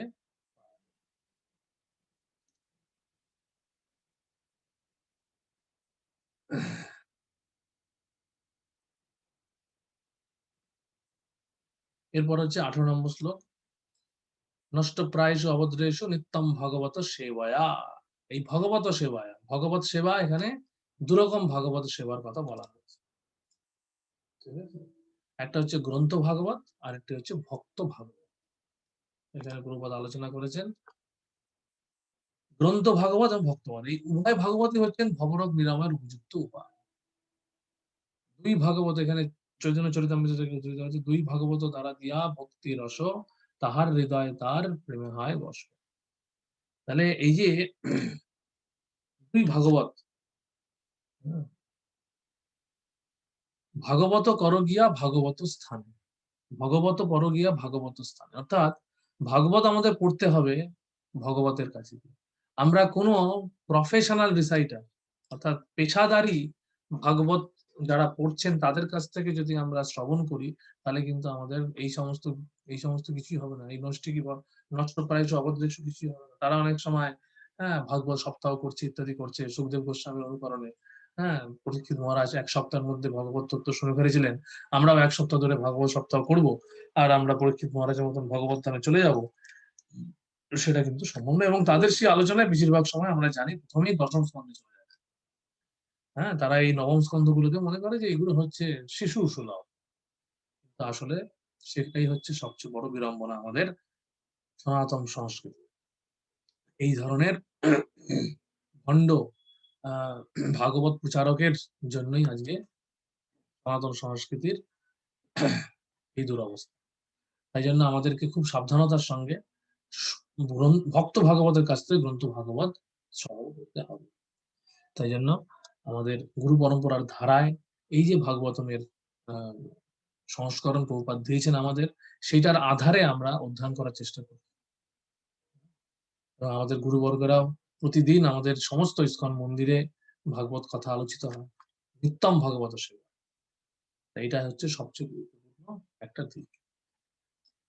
বোঝা গেল গ্রন্থ ভাগবত এবং কেউ প্রশ্ন করছিলেন, কোন মাতাজি বলছিলেন যে গ্রন্থ ভাগবত এবং দুই ভাগবতের মধ্যে পার্থক্যটা কি, সেটা কি কোন প্রভুজি বলছিলেন, তাহলে এটা বোঝা গেল। তাহলে এরপরে হচ্ছে তদা রজস্তম ভাব, এটা হচ্ছে রুচি এবং আসক্তি স্তর। এখানে বুঝতে হবে যে ভক্তি, এই যে বিষয়টা এখানে যে বলা আছে, যখন নৈষ্ঠিক ভক্তির উদয় হয় তখন রজ তমগুণে প্রভাবিত কাম ক্রোধ লোভ ইত্যাদি যখন ভক্ত শক্তি সম্পূর্ণ প্রসন্ন হয়। তাহলে এখানে জীব যখন তার স্বরূপ অধিষ্ঠিত দিব্য আনন্দ মগ্ন তখন সম্পূর্ণভাবে প্রসন্ন হন, সেই অবস্থাকে বলা হয় ব্রহ্মভূত ও আত্মানন্দী অবস্থা। এই আত্মতৃপ্ত অবস্থা নিষ্ক্রিয় মূর্খের আত্মতৃপ্তির মতন নয়। এই আত্মতৃপ্তি মানে অনেক সময় এটা সেই আছে না, মানে মানে আমরা কমপ্লেসেন্ট হয়ে যাই। কমপ্লেসেন্ট মানে হচ্ছে যে আমরা আত্মতুষ্টিতে ভুগছি, হ্যাঁ আমরা খুব তৃপ্ত, ব্যাস এটাই ছিল আমাদের একমাত্র না। এই আত্মতৃপ্তির স্তর হচ্ছে আমাদের সবচেয়ে আলোকিত চেতনার সবচেয়ে আলোকিত অবস্থা। এই সময় আমরা জড়জাগতিক সক্রিয়তাকে ত্যাগ করে পারমার্থিক নিষ্ক্রিয়তার দিকে উত্তীর্ণ হই। তাহলে এই জায়গাতে আমাদের আসতে হবে। ভগবত ভক্তির নিষ্ক্রিয়তা নয়, পক্ষান্তরে তা হচ্ছে আত্মার স্বাভাবিক সক্রিয়তা। আমাদের এই সক্রিয়তাটা হচ্ছে পারমার্থিক সক্রিয়তা, আধ্যাত্মিক সক্রিয়তা। জড়জাগতে কোনো মানুষকে খুব প্রশংসা করা হয় যখন সে জড়জাগতিক ভাবে খুব সক্রিয়, খুব কাজ করছে, অফিস কাছারি কোনো ব্যবসা বাণিজ্যে প্রচুর লাভ দিচ্ছে, এই করছে সেই করছে, তো সব জড়জাগতিক সক্রিয়। এই স্তরে সাধক ভক্ত ভক্তি স্তরে সক্রিয় হচ্ছেন, সক্রিয় হয়েছে অত্যন্ত নিষ্ঠার সঙ্গে ভক্তির মধ্যে নিমজ্জিত হচ্ছে। হ্যাঁ, এই স্তরটি হচ্ছে সেই পারমার্থিক সক্রিয়তার স্তর। রুচি এবং আসক্তি এই সময় সমস্ত রকম, আমরা উপদেশ সম্পর্কে দেখি যেখানে প্রভুপাদ ব্যাখ্যা করছেন যে সেই এই স্তরে, এই রুচি এবং আসক্তির স্তরে কি হচ্ছে, রুচি স্তর মানে সব সময় হরিনাম করতে চাইছে, শ্রবণ কীর্তন করতে চাইছে, ভগবত গ্রন্থ অধ্যয়ন করতে চাইছে, ভগবত গ্রন্থ পাঠ করতে চাইছে, এবং মানে ভক্তির যে কোনো মূলক কার্যে সে অত্যন্ত উৎসাহের সঙ্গে করছে। এতদিন কি হচ্ছিল, এতদিন আমরা করছিলাম জোর করে, এখন আমরা করছি কি, আমাদের এই অনর্থ নিবৃত্তির স্তরে আমরা এই স্তরে আসিনি এখন। আমাদের এই স্তর হয়তো অন্তত আমার ক্ষেত্রে বলতে পারি, আমি এই স্তরে এখনো আসিনি। আমার ক্ষেত্রে ভক্তিটা এখন হচ্ছে কি, আমি জানি এটা করা উচিত, ঔচিত্য বোধে ভক্তি আমরা করছি, এটা হচ্ছে বৈদিক সাধনা ভক্তি। আর রুচির পর থেকে রুচি অব্দি হচ্ছে এই ঔচিত্য বোধে বৈধি সাধনা ভক্তি অনুশীলন। আর আসক্তি স্তর থেকে হচ্ছে রাগানুগা সাধনা ভক্তি। সেখানেও আমাদের একজন শুদ্ধ ভক্তের পদাঙ্ক অনুসরণ করতে হবে, সেইভাবে অনুসরণ করে সর্বদা নাম ও কীর্তন নিমগ্ন থাকতে হবে। সেটি কিন্তু করছি আমি, আমার মধ্যে একটি আগ্রহ তৈরি হয়েছে, আমি করার জন্য স্বতঃস্ফূর্ত একটা আগ্রহ তৈরি হয়েছে আমার মধ্যে, ভেতর থেকে আমি চাইছি করতে। যেমন এখন কি জড়জাগতিক স্তরে আমি রসগোল্লা, গোলাপ জামুন দেখলে আমি লালায়িত হয়ে খেতে যাচ্ছি, ঠিক তেমনি সেই সময় ভক্তিটা আমার কাছে রসগোল্লার মতন একটা সুস্বাদু মুখরোচক একটি খাদ্যের মতন মনে হচ্ছে, যে আমি চাই করতে, আমি ভগবানের সেবা করতে চাই। এখন হচ্ছে ভগবানের সেবা করা উচিত আমার ভালোর জন্য, ওষুধ খাওয়া দরকার আমার ভালোর জন্য। আমি একজন রোগগ্রস্ত, পাণ্ডু রোগগ্রস্ত রোগী, মিষ্টি খাবার দরকার, আখের রস খাওয়া আমার ভালো, আমার শরীরের পক্ষে ভালো, আমি খাচ্ছি, আমার খেতে তেতো লাগছে তবুও আমি খাচ্ছি, কারণ আমার অনর্থ নিবৃত্তি স্তরে আমি সাধনা করছি, বৈদিক সাধনা অনুসরণ করছি। আর এই স্তরে কি, আমি স্বাভাবিক সক্রিয়তা, আত্মার স্বাভাবিক সক্রিয়তা স্তরে উত্তীর্ণ হচ্ছি, আমার করতে, এটাই হচ্ছে আসল। আমি আমি আমি এই স্তরে উত্তীর্ণ হওয়ার দিকে এগোচ্ছি। ঠিক আছে,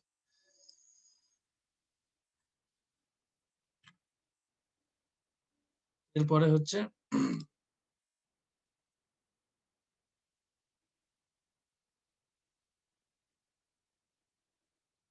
এবং প্রসন্ন মানুষ ভগবত ভক্তি জগৎ, এটি হচ্ছে প্রেমে ভাবে এবং রতি স্তর, যে সময় ভগবত তত্ত্ব বিজ্ঞান মুক্ত সঙ্গ জায়তে, তত্ত্ব তো ভগবানকে উপলব্ধি করা, জন্ম কর্ম চ মে দিব্যং এবং যে ব্যক্তি তত্ত্বত, এই তত্ত্বত স্তরে উত্তীর্ণ হওয়া মাধ্যমে আমরা শুদ্ধ সিদ্ধ মানে আমরা আমরা আমরা একদম মানে যাকে বলে পিওর পারফেক্ট ডিভোটি, আমাদের মধ্যে শুদ্ধতা এসছে, শুদ্ধতাটা আরো উত্তীর্ণ হয়ে প্রেমের স্তর, উপলব্ধি স্তরে তত্ত্ব তো আমরা উপলব্ধি। তাহলে এটি হচ্ছে সেই স্তর। এটি হচ্ছে বাসুদেব স্তর। কেউ একজন প্রশ্ন করেছিলেন যে বাসুদেব স্তর মানে হচ্ছে, এইটি হচ্ছে সেই রতি এবং প্রেমের স্তর, শুদ্ধ বিশুদ্ধ সত্য। এইভাবে শুদ্ধ সত্য অধিষ্ঠিত হয়ে ভক্তি যোগে যুক্ত হওয়ার ফলে তার চিত্ত প্রসন্ন হয়েছে এবং তিনি সব রকম জড়বন্ধন থেকে মুক্ত হয়ে ভগবত তত্ত্ব বিজ্ঞান উপলব্ধি করছেন। ভাব বা রতি, ভাব বা প্রেমের স্তর, এটা হচ্ছে বাসুদেব স্তর, বাসুদেব শুদ্ধ সত্যের স্তর, ভাব বা প্রেমের স্তরে। আসক্তি স্তরটা হচ্ছে সত্যগুণের স্তর। আমি এর আগে যখন প্রশ্ন উত্তরের সময় বলছিলাম যেটা, সেটা হচ্ছে আসক্তি মানে যেটা কে জিজ্ঞেস করলেন নির্গুণ স্তর হচ্ছে এই ভাব বা প্রেমের স্তর।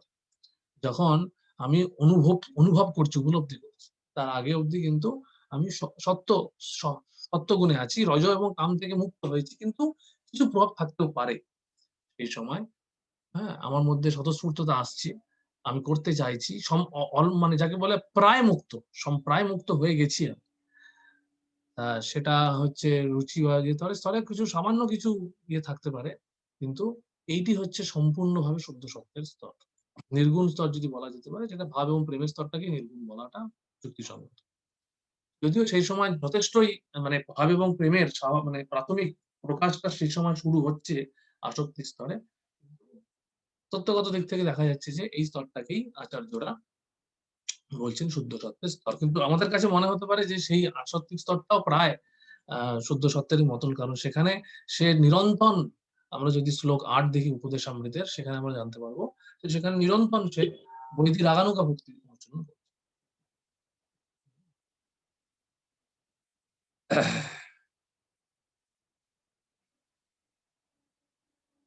এই যে স্তরটি এখানে বলা হচ্ছে, খুবই সামান্য কয়েকজনই, যেটা এই যে অধিকাংশ মানুষই কিন্তু এটা করতে পারে না। এই ভাগবত গীতায় ভক্তির এই সুদুর্লভতার কথা ভগবান বলেছেন, ভক্তির সুদুর্লভতার কথা ভগবান বলেছেন। এটি হচ্ছে শুদ্ধ বিশুদ্ধ স্তর। এরপরে হচ্ছে 21 নম্বর হচ্ছে ভক্তি যোগে অনুচরণের ফল।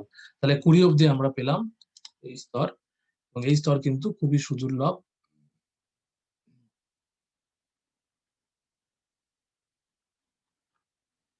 সর্বোচ্চ স্তর এই যে ব্রাহ্মণ স্তর অতিক্রম করে বাসুদেব স্তর অতিক্রম করে ভগবান শ্রীকৃষ্ণকে জানা যায়। এই ব্রাহ্মণ স্তরটা হচ্ছে সাত্বিক সত্যগুণের স্তর। সত্যগুণের স্তর থেকে বিশুদ্ধ সত্যগুণিত বলে, অর্থাৎ এখানে মানে এই সত্যগুণটা রজ এবং তমগুণের প্রভাব থেকে সম্পূর্ণ মুক্ত। ওই ওই আসক্তি স্তরে প্রায় মুক্ত, আর এখানে হচ্ছে সম্পূর্ণ। আপাতত এটাই জানাটা আসলে এই আলোচনাটাও একটা দিক থেকে দেখতে গেলে প্রাথমিক আলোচনা, আমরা যে এই যে আলোচনাটা করছি, কারণ এই এক একটা শ্লোকের উপরেই 2 ঘন্টার ক্লাস হতে পারে। কিন্তু আমরা একটা এখন ওভারভিউ দিচ্ছি ভাগবতমের, যাতে করে, এবং আপনারা পড়ছেন প্রভুপাদের তাৎপর্যের ভিত্তিতে আগে ভালো করে পড়ুন। এরপরে প্রশ্ন যেগুলো আসছে, প্রভুপাদের তাৎপর্য ভিত্তিক যে প্রশ্নগুলো আসছে সেগুলো আমরা আলোচনা করবো, কারণ ভাগবতমের মানে গভীরতা আর কোনো শেষ নেই। আচার্যদের তাৎপর্য ইত্যাদি বিভিন্ন দিক থেকে আলোচনা করলে একটা শ্লোকই 2 ঘন্টাও কম পড়ে যাবে। যাই হোক, এবার আমরা এখানে কি দেখছি, ভক্তি অনুশীলনের ফলটা কি এখানে আমরা দেখব। আত্মার বিদ্যতে হৃদয় গ্রন্থি ছিদ্যন্তে সর্ব সংশয়া কিয়ন্তে চাস্য কর্মাণি দৃষ্ট আত্মনেশ্বরে। আত্মা পরমাত্মা ভগবানকে দর্শন হলে হৃদয় গ্রন্থি ছিন্ন হয়, সমস্ত সংশয় দূর হয় এবং সমস্ত কর্মফল ক্ষয় প্রাপ্ত হয়। তাহলে কি কি ফল প্রাপ্তি হচ্ছে? আমাদের হৃদয় গ্রন্থি ছিন্ন হচ্ছে, 1 নম্বর ফল। তারপরে কি হচ্ছে? সমস্ত সংশয় দূর হচ্ছে, সিদ্ধান্তে সর্ব সংশয়, আমরা নিঃসংশয় হচ্ছে। ক্ষিয়ন্তে যাস্য কর্মাণি, সমস্ত কর্মফল ক্ষয়প্রাপ্ত হচ্ছে। দৃষ্ট একাত্মনিষ্ঠ, আত্মা পরমাত্মা ভগবানকে দর্শন করে, অর্থাৎ এখানে হচ্ছে সেই ব্রহ্মভূত প্রসন্ন আত্মা, এবং আত্মা স্তরে এবার পরমাত্মাকে দর্শন করার সেই, তাহলে এটাই হচ্ছে ভক্তির ফল। আমরা এই শ্লোকে সেটা দেখলাম, ভক্তির এই 4টি ফল আমরা এখানে পাচ্ছি। আর কি?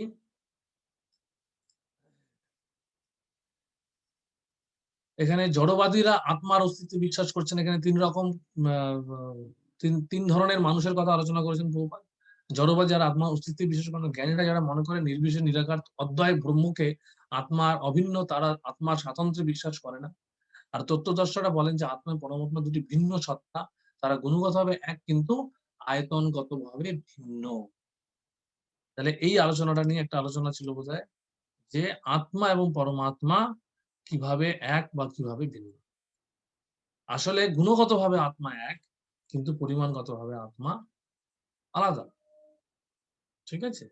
একটি আগুনের স্ফুলিঙ্গ যেমন আগুন থেকে বেরিয়ে এলে তার দহন শক্তি হারিয়ে ভস্মে পরিণত হয়, ঠিক তেমনি অনুসদ্ধ জীব পরমেশ্বর ভগবান থেকে বিচ্ছিন্ন হয়ে পড়লেই মায়ের কবলিত হয়। ভক্তরা বিনীত এবং দিব্য জ্ঞান আরোহ পন্থায় তাদের কাছে নেমে আসে। এই পন্থায় পরমেশ্বর ভগবান শ্রীকৃষ্ণ প্রথমে জ্ঞান দান করেন ব্রহ্মাকে, তারপর ব্রহ্মা থেকে পুত্র। এটা জ্ঞান, আমাদের এই জ্ঞানের যে পরম্পরাটি, গোষ্ঠীর পরম্পরা। এখানে যেটা মূল বিষয়, যেটা হচ্ছে সংক্ষিপ্ত আকারে যেটা বলতে গেলে যেটা বলা যায় যে গুণগত ভাবে আত্মা এক, কারণ আত্মা এবং পরমাত্মা দুজনেই সচ্চিদানন্দ, সচ্চিদানন্দ। এই তিনটি গুণ আত্মা পরমাত্মার আছে, সেজন্য গুণগত ভাবে এক। কিন্তু আত্মা হচ্ছে সেই অগ্নিস্ফুলিঙ্গ আর পরমাত্মা হচ্ছে সেই বৃহৎ অগ্নি। ঠিক আছে, সেজন্য আত্মা হচ্ছে অনু আত্মা আর পরমাত্মা হচ্ছে বিভু আত্মা। তাহলে এটি হচ্ছে আত্মা এবং পরমাত্মার মধ্যে গুণগত ঐক্যতা এবং পরিমাণগত ভিন্নতা।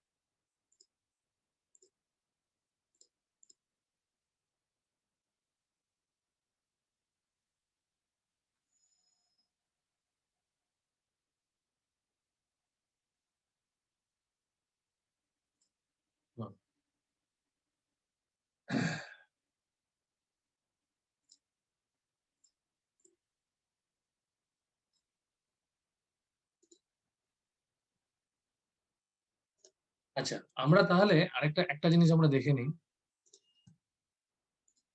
এটা হচ্ছে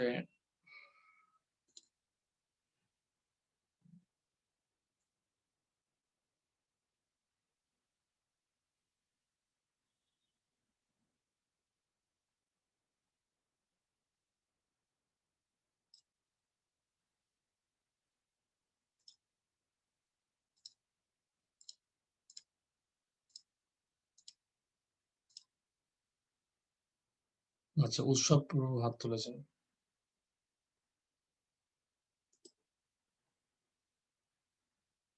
হ্যাঁ প্রভু বলুন।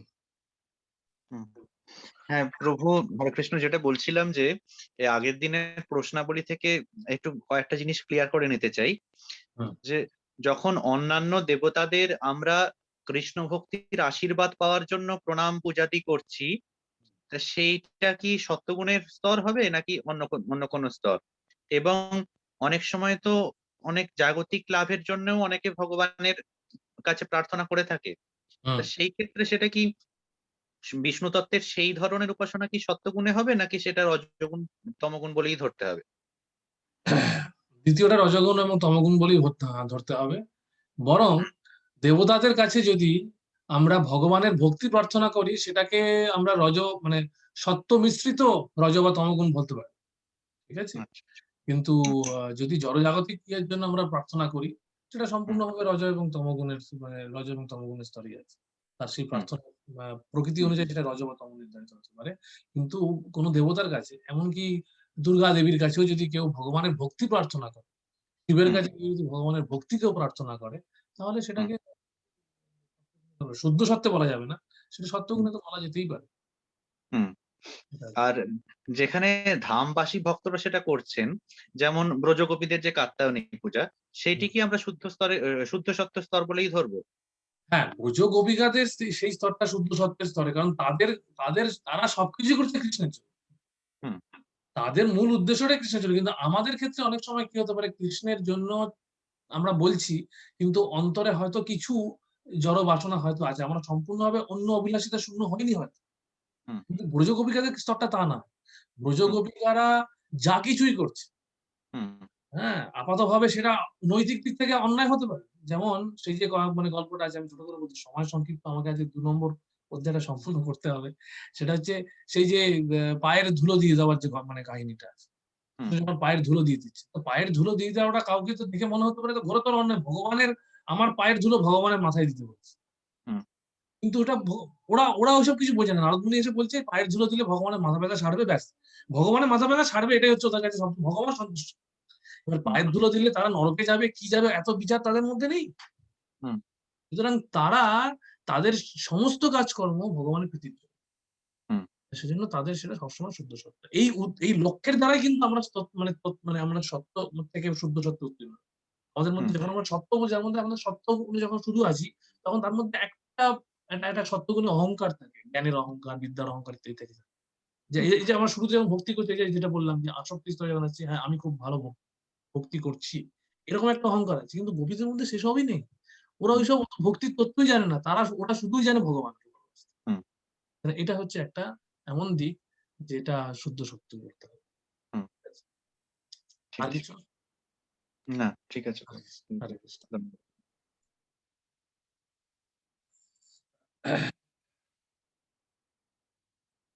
ঠিক আছে, তাহলে এই যে 22 অব্দি যে আলোচনাটা হলো, এই 16 থেকে 22 হচ্ছে ভক্তির প্রগতি হলো, এবং 21 থেকে 22, 16 থেকে 20 আমরা দেখলাম ভক্তির বিভিন্ন স্তর, 21 এবং 22 যেটা দেখলাম সেটা আমরা দেখলাম যে সকল পরমার্থবাদীরাই ভক্তিযোগ অনুশীলন করছে। ঠিক আছে, প্রকৃত পরমার্থবাদী যারা, তারা কিন্তু ভক্তিযোগ অনুশীলন করছে, এবং ভক্তির কি ফলাফল সেটা আমরা ওখানে দেখলাম। এবার আমরা তাহলে 22-এ আমরা কি দেখছি, যে সমস্ত পরমার্থবাদীরা, এই যে অতো বৈ কবয়ো নিত্যং ভক্তি পরমায়া মুদা বাসুদেবে ভগবতী কুর্বন্তি আত্মপ্রসাদিনম। তাই সমস্ত পরমার্থবাদীরা চিরকাল গভীর আনন্দ সহকারে পরমেশ্বর ভগবান শ্রীকৃষ্ণের সেবা করে আসছেন, কেননা এই ধরনের প্রেমময়ী সেবাই আত্মাকে অনুপ্রাণিত করে, আত্মার সন্তুষ্টি। আমরা প্রত্যেকেই কিন্তু পরোক্ষ প্রত্যক্ষ আত্মার সন্তুষ্টিরই সন্ধান করছি, যেন আমরা ভগবানের প্রেমময়ী সেবায় অনুপ্রাণিত হওয়ার চেষ্টা করছি, এবং সমস্ত পরমার্থবাদীরাই এই প্রেমময়ী সেবায় করে থাকে। এটাই হচ্ছে সিদ্ধান্ত, ভাগবতের সিদ্ধান্ত হচ্ছে এটাই, যে সমস্ত পরমার্থবাদী। 21 আমরা দেখলাম মানে ভক্তির কি ফলাফল, ভক্তির 21-এ আমরা প্রধানত দেখলাম ভক্তির ফলাফলটা কি। হ্যাঁ, যে ভক্তির ফলে কি হচ্ছে, আর এই কারণেই এইবার ভক্তির এই ফলগুলো পাচ্ছি বলেই কর্মফল থেকে মুক্তি হচ্ছে। তাহলে এই ফলগুলো যে পাবে, বুদ্ধিমান পরমার্থবাদীরা ভক্তি করবে। সুতরাং প্রথমে হচ্ছে ভক্তি কেন করবে তার উদাহরণ, তার কথা বলা হলো, আর তারপরে হচ্ছে এই এই জন্য সমস্ত পরমার্থবাদীরা সেই জন্য ভক্তির দিকে অনুশীলন করবে, অন্যদিকে যাবে না। এটাই হচ্ছে একটা বিষয়। এরপরের যে আলোচনাটা 23 থেকে 29, এই আলোচনাটা আমরা দেখবো কৃষ্ণই একমাত্র আরাধ্য। এই বিষয়টা প্রতিষ্ঠিত হবে এই 23 থেকে 29 এই আলোচনা। সত্য রজস্তম ইতি সত্যং রজস্তম ইতি প্রকৃতির গুণস্তৈর যুক্ত পরপুরুষ এক ইহাস্য ধত্তে স্থিতাদ্বয়ে হরি বিরিঞ্চি হরতে সংজ্ঞা শ্রেয়াংসি তত্র খুল সত্যত নির্নাংশু নৃণাংশু। পরমেশ্বর ভগবান সত্য রজ তম নামক জড়া প্রকৃতির 3টি গুণের সঙ্গে পরোক্ষভাবে যুক্ত। জড়জগতের সৃষ্টি, পালন ও বিনাশের জন্য তিনি ব্রহ্মা, বিষ্ণু ও শিব এই 3টি গুণজাত রূপ ধারণ করেন। এই 3টি রূপের মধ্যে সমস্ত মানুষই সত্য গুণজাত রূপ বিষ্ণুর থেকে আত্যন্তিক ফল মঙ্গল লাভ করেন। এখানে এই যে কথাটা বলা যে সত্য গুণজাত রূপ বিষ্ণু, এটার মানেটা কিন্তু এরকম নয় যে বিষ্ণু সত্য গুণের অধীনে আছে। বিষ্ণু তত্ত্ব সর্বদাই বিশুদ্ধ সত্ত্বে আছে। এখানে মূল বিষয়টা হচ্ছে যে সত্য গুণের অধিষ্ঠাত্রী বিষ্ণু। ঠিক আছে, হ্যাঁ, সত্য গুণের অধিষ্ঠাত্রী বিষ্ণু, সেই এখানে প্রভুপাদ তাৎপর্য সেটা ব্যাখ্যা করেছেন। এবং এইখানে এই যে বিষ্ণু, এই যে বিষ্ণু কথা বলা হচ্ছে, বিষ্ণু হচ্ছে প্রভুপাদ বলছেন যে পুরুষ অবতার বিষ্ণু। ঠিক আছে, এই পুরুষ অবতার বিষ্ণুর কথা বলা হচ্ছে, এবং এই পুরুষ অবতার বিষ্ণু সঙ্গে ভগবানের কি সম্পর্ক সেটা এখানে বলছেন, যে বলদেব থেকে সম্পর্ক কৃষ্ণের, মানে কৃষ্ণস্থ ভগবান স্বয়ং। এটা আমরা পরবর্তীকালে দেখবো, পরবর্তী অধ্যায় আসবে। তা সেইখানে এই তত্ত্বটা আরো আলোচিত হবে। আর এই যে বিষয়টা, এই যে বলদেব থেকে, শ্রীকৃষ্ণ থেকে বলদেব প্রথম প্রকাশ থেকে সংকর্ষণ হচ্ছে এটা প্রথম সংকর্ষণ হচ্ছে নারায়ণ থেকে দ্বিতীয় সংকর্ষণ, এবং এই দ্বিতীয় সংকর্ষণ থেকে পুরুষ অবতার। এই যে প্রবাহটা বিষ্ণুর সাংশ প্রকাশের যে বিস্তার, এইটা এইখানে প্রভুপাদ তাৎপর্যে সংক্ষিপ্ত আকারে বলেছেন। এই আলোচনা আসলে এই বিষয়টা যদি মানে এটা শুধু আপাতত এইভাবে বুঝে রাখতে হবে। এই আলোচনাটা যদি বিশদভাবে বুঝতে হয়, তাহলে বিশদ একটা আলাদা সেপারেট ক্লাস করা যেতে পারে। সেটা হচ্ছে একটা গোলক চার্ট আছে, ইসকন সালেমের একজন ভক্ত ভগবানন্দ প্রভু বার করেছেন। সেখানে চৈতন্য চরিতামৃত এবং ব্রহ্ম সংহিতার আলোকে এই বিষয়টা বিস্তারিত আলোচনা। আমি যদি এখন এই আলোচনাটা ভেতরে প্রবেশ করি তাহলে এই আলোচনাটার জন্য 3-4টে ক্লাস লাগবে। সুতরাং আমি এই আলোচনার বেশি গভীরে প্রবেশ করব না। আপাতত এটা বুঝে রাখতে হবে, আমি যদি এর পরবর্তী ক্লাসে একটা দেখাতে পারি, ছবি দেখাতে পারি, সেটা দেখালে কিছুটা সুবিধা হবে। গোলক চার্টের ছবিটা এখন এই মুহূর্তে আমার কাছে ওরকম বড় আকারে নেই, বড় আকারে না থাকার জন্য আমি ওভাবে দেখাতে পারবো না। তা দেখালে সেখানে এই যে কৃষ্ণের প্রকাশ কত রকম হয়, বৈভব প্রকাশ, বিলাস প্রকাশ, এরকম বিভিন্ন রকম ভাগ আছে, এটা চৈতন্য চরিতামৃত কৃষ্ণদাস পরিদর্শন ব্যাখ্যা করেছে। সেই ভাগের মধ্যে সংকর্ষণ, দ্বিতীয় সংকর্ষণ ইত্যাদি বিভিন্ন রকম বিষয়গুলি আছে, যেগুলি নিয়ে পরবর্তীকালে আমরা একটা মানে ছোট সংক্ষিপ্ত কোনো কোর্সও রাখতে পারি। তো এই পরিসরে আমি খুব বেশি বিস্তারিত আলোচনা যেতে পারছি না সময়ের স্বল্পতার জন্য, সেটা একটা দিক। হ্যাঁ, এই যে আলোচনাটা গুলো করছি আমরা, এই আলোচনাটা সম্পূর্ণভাবে, এই আলোচনা কোনো কিছু ইউটিউবে পাওয়া যাবে? হ্যাঁ, ইউটিউবে কিছু আছে, গোলক চার্টের উপরে আলোচনা, গোকুলানন্দ প্রভুর গোলক চার্ট দিয়ে সার্চ করবেন, ইউটিউবে পাবেন, অবশ্যই পাবেন। রসুজিৎ বৃন্দার প্রশ্ন করেছেন, ইউটিউবে আছে, ইংলিশে আছে, বাংলায় আছে কিনা আমি জানি না, ইংলিশে আছে। তা এই ফ্লোটা আপাতত এরকম মনে রাখতে হবে, ঠিক আছে? পরবর্তীকালে আমরা যদি আলোচনা, পরবর্তী অধ্যায় কিছু আলোচনা হবে, সেগুলোর সময় আমরা চেষ্টা করব একটা কোনো ভালো পিপিটি বানিয়ে সেটা দেখানো, তাহলে বিষয়টা সহজে বুঝতে পারবে। এখানে যেটা বলছেন, ব্রহ্মা হচ্ছেন রজগুণের বিগ্রহ, শিব হচ্ছেন তমগুণের বিগ্রহ। এই তিনজন হচ্ছেন জড়জগতের তিনটি গুণ হচ্ছে জগৎ সৃষ্টি ও ব্রহ্মা রজগুণের দ্বারা, পালন হয় সত্যগুণে বিষ্ণুর দ্বারা। এই বিষ্ণু সত্যগুণে পালন করছেন ভগবানকে। এই বিষ্ণু হচ্ছেন কোন বিষ্ণু? ক্ষীরোদাক্ষাই বিষ্ণু রূপে পরমাত্মা অবতার। এই যে আমরা যেটা জানি সেটা হচ্ছে সংক্ষিপ্ত আকারে যেটা বলা যেতে পারে, এই সমস্ত ব্রহ্মাণ্ডের সৃষ্টির পরমাত্মা হচ্ছেন কারণদাক্ষাই বিষ্ণু। কারণদাক্ষাই বিষ্ণু থেকে আসছে গর্ভদাক্ষাই বিষ্ণু। আমি বিষ্ণু অবতারের বাড়ি এটা ভাগটা বলছি, ঠিক আছে? গর্ভদাক্ষাই বিষ্ণু, গর্ভদাক্ষাই বিষ্ণু কি হচ্ছে? এই বিষ্ণু, কারণদাক্ষাই বিষ্ণু থেকে এটা সৃষ্টির এই ধারাটা পরবর্তীকালে বিস্তারিত আছে, এখানে আমরা পাবো। এবার তিনি কি করছেন, আমরা পরবর্তী শ্লোকটাতেই যাই, তাহলে আমরা বুঝতে পারবো। না, এখানে প্রথমে এখন তো এই আলোচনাটা নেই, এখন এখানে হচ্ছে শ্রীকৃষ্ণ আরাধ্য, সেটা আছে, তার পরবর্তী শেষ অংশটাতে এই আলোচনাটা আছে।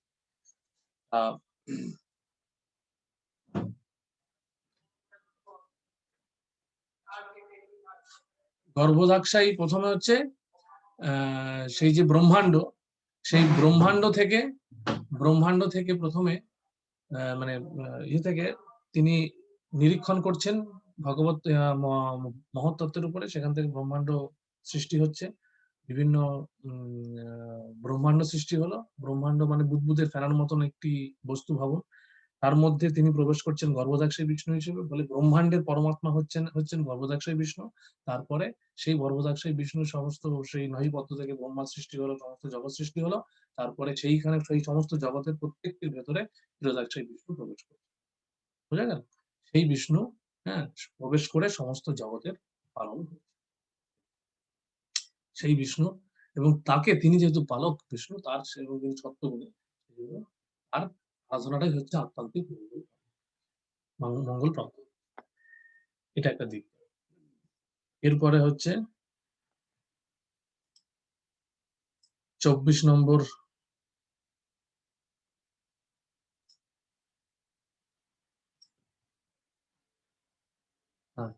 তাহলে 23 থেকে 25 হচ্ছে এই গুণ অবতারদের মধ্যে বিষ্ণু আরাধ্য, সেটা আমরা বুঝলাম। এটা 23 থেকে 25।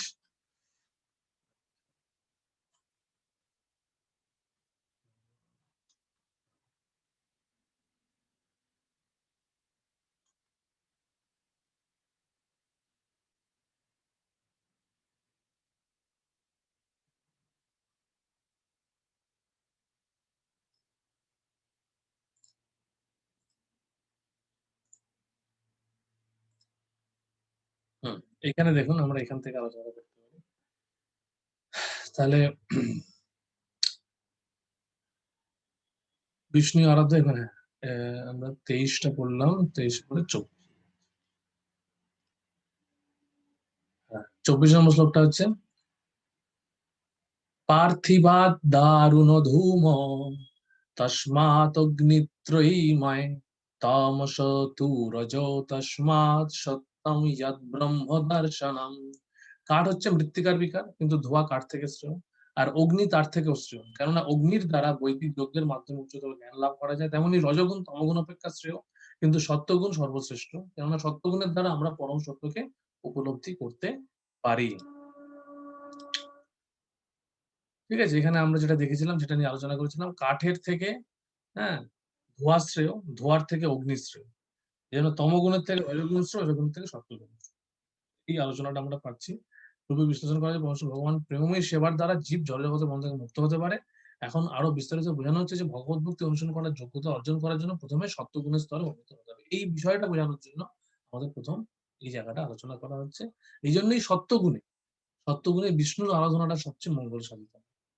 এই সত্যগুণের উপরে গুরুত্ব দেওয়া হচ্ছে। প্রথমে আমরা এখন রজস্তম ভাবে আচ্ছন্ন হয়ে আছি, সদা রজস্তম ভাব, এখান থেকে আমাদের সত্যগুণে অধিষ্ঠিত হতে হবে। সেইটাই হচ্ছে কিন্তু প্রথমত অনর্থ নিবৃত্তির পর্যায়, যেটা সবচেয়ে কঠিন এবং সবচেয়ে সময়। এই গেল আমাদের 24 নম্বর শ্লোক। 25 নম্বর শ্লোক হচ্ছে ভেজিরে মুনয়ো অথ অগ্রে ভগবন্তম মদক্ষজম সত্যম বিশুদ্ধম ক্ষেমায় কল্পন্তে যে অনুতান্নিহ। পূর্বে সমস্ত মহর্ষিরা পরমেশ্বর ভগবানের সেবা করেছিলেন, কেননা তিনি জড় প্রকৃতির অতীত। তারা জড় জগতের বন্ধন থেকে মুক্ত হয়ে অত্যান্তিক মঙ্গল সাধনের জন্য তারা আরাধনা করেছিলেন। যারা সেই সমস্ত মহাত্মাদের পদাঙ্ক অনুসরণ করেন, তারাও এই জড় জগতের বন্ধন থেকে মুক্ত হওয়ার যোগ্যতা অর্জন করেন। এটা হচ্ছে মহাজন যেন গতস পন্থা। সুতরাং আমরা যেটা করছি সাধু গুরু শাস্ত্র সম্মত, সাধুদের দ্বারা এই পথটি এই পথটিকে আধ্যাত্মিক মঙ্গল হিসেবে নির্ধারিত হয়েছে।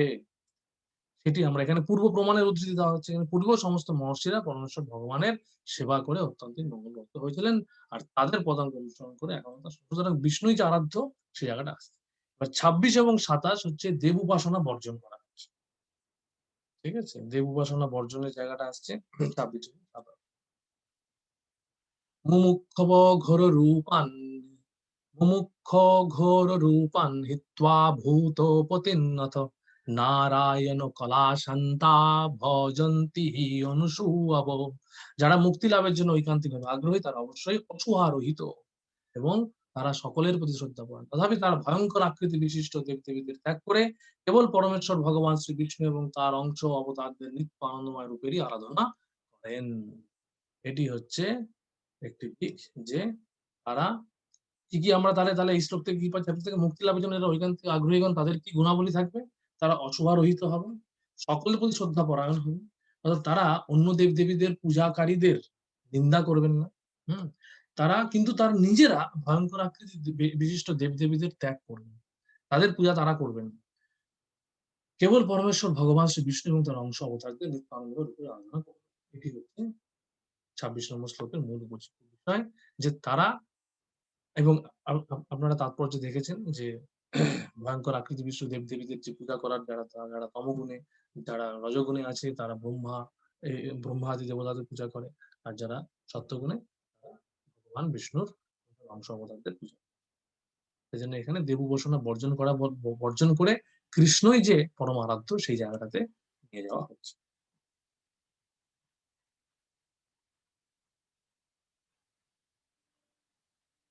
27 নম্বর শ্লোক রজস্তম প্রকৃতয়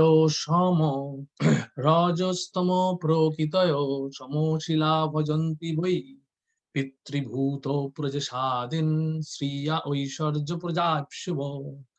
যারা রজ তমগুণের অধীন, তারা পিতৃপুরুষ, ভূত এবং প্রজাপতিদের পূজা করে, কেননা তারা স্ত্রী, ঐশ্বর্য, শক্তি এবং সন্তান সন্ততি আদি জড় বিষয় ভোগের বাসনার দ্বারা প্রভাবিত। সুতরাং কারা দেব উপাসনা করবে? যারা রজ তমগুণের দ্বারা আচ্ছন্ন। কেন করবে তারা দেব উপাসনা? কারণ তারা স্ত্রী, ঐশ্বর্য, শক্তি, সন্তান সন্ততি আদি জড় বিষয়ের দ্বারা তারা চাইছে। এখন প্রশ্ন হতে পারে যে বেদে তো পিতৃ ও দেবতাদের পূজার কথা বলা হয়েছে, তাহলে এতে সমস্যা নেই, কারণ বেদের পরম উদ্দেশ্য হচ্ছে পরমেশ্বর ভগবানকে জানা। বেদের এই পুষ্পিত বাক্যের দ্বারা প্রথমে তাদেরকে আকর্ষণ করা হচ্ছে যে তোমরা ভাই অন্তত পক্ষে একটা বৈদিক অনুশাসনের মধ্যে আসো। কিন্তু তারা আসার জন্য কিছু একটা প্রলোভন দেখাতে হবে, যে অফার দেয় না বিভিন্ন রকম শপিং মলে, বাই ওয়ান গেট ওয়ান, তাতে করে তুমি আসো আমার কাছে কিনতে আসো, তারপরে আমি তোমাকে অন্যান্য জিনিসও আরো দেবো। সুতরাং ওই অফারটাই শেষ কথা, কিন্তু অনেকে কি ভাবে যে ওই অফারটাই বুঝি শেষ, এই যে পুষ্পিত বাক্যটাই শেষ, কিন্তু তা নয়। তার প্রধান উদ্দেশ্যটা হচ্ছে, সেটা হচ্ছে আকর্ষণ করার জন্য, যে আকৃষ্ট করছে তাদের। তারপরে রজ এবং তমগুণের মধ্যেও তোমরা কিছু না কিছু করো, তোমরা রজ এবং তমগুণে আছো, ঠিক আছে, তোমরা এই করো, বৈদিক অনুশাসনের মধ্যে এইগুলো করো, ঠিক আছে, কিন্তু তারপরে তোমরা ধীরে ধীরে ধীরে ধীরে উত্তীর্ণ হও। তাহলে এটা গেল। এরপরে 28 এবং 29-এ বাসুদেব যে সমস্ত কিছুর শেষ কথা এটা বলা হচ্ছে। বাসুদেব পরা বেদা, বাসুদেব পরা মখা, বাসুদেব পরা যোগা, বাসুদেব পরা ক্রিয়া, বাসুদেব পরং জ্ঞানং, বাসুদেব পরং তপ, বাসুদেব পর ধর্ম, বাসুদেব পরাগতি। অর্থাৎ বৈদিক শাস্ত্রে জ্ঞানের পরম উদ্দেশ্য হচ্ছে পরমেশ্বর ভগবান শ্রীকৃষ্ণ। যজ্ঞ সম্পাদনের উদ্দেশ্য হচ্ছে ভগবানের প্রীতিবিধান, এবং যোগের উদ্দেশ্য হচ্ছে তাকে জানা। সমস্ত সকাম কর্মের চরম ফল তিনি দান করেন। পরম জ্ঞান এবং সমস্ত তপস্যার উদ্দেশ্য হচ্ছে তাকে জানা, এবং তার প্রতি প্রেমময়ী সেবায় যুক্ত হওয়াই হচ্ছে ধর্মের উদ্দেশ্য। তিনি হচ্ছেন জীবনের পরম উদ্দেশ্য। তাহলে এই হচ্ছে সমস্ত কিছুই। এখানে প্রভুপাদ বিস্তারিত তাৎপর্য দিয়েছেন, আমাদের পক্ষে বিস্তারিত তাৎপর্য দিকে যাওয়া সম্ভব নয়। আমরা এখানে যা সংক্ষিপ্ত আকারে দেখবো যে বাসুদেব পরা আবেদা, বৈদিক শাস্ত্রের জ্ঞানের পরম উদ্দেশ্য হচ্ছে পরমেশ্বর ভগবান। বাসুদেব পরা মখা, মখা অর্থাৎ যজ্ঞ সম্পাদনের উদ্দেশ্য হচ্ছে ভগবানের প্রীতিবিধান। বাসুদেব পরা যোগ, যোগের উদ্দেশ্য হচ্ছে তাকে জানা। বাসুদেব পরা ক্রিয়াং, সমস্ত সকাম কর্মের চরম ফল তিনি দান করেন। বাসুদেব পরং জ্ঞান, পরং জ্ঞানের উদ্দেশ্য হচ্ছে তাকে জানা। বাসুদেব পরং তপ, সমস্ত তপশ্চর্যের উদ্দেশ্য হচ্ছে তাকে জানা। বাসুদেব পর ধর্ম, তার প্রতি প্রেমময়ী সেবায় যুক্ত হওয়াই হচ্ছে ধর্মের উদ্দেশ্য। বাসুদেব পরাগতি, অর্থাৎ তিনি হচ্ছেন জীবনের পরম উদ্দেশ্য। তাহলে এবার এই গেল হচ্ছে আমাদের যে বাসুদেব কৃষ্ণই হচ্ছে যে পরম আরাধ্য, সেটি হচ্ছে এখানে আমরা জানলাম। এরপরে 30 থেকে 33 এই অংশে আমরা চতুর্থ প্রশ্নের উত্তর আমরা পাবো। চতুর্থ প্রশ্ন মানে কি ছিল? চতুর্থ প্রশ্নটি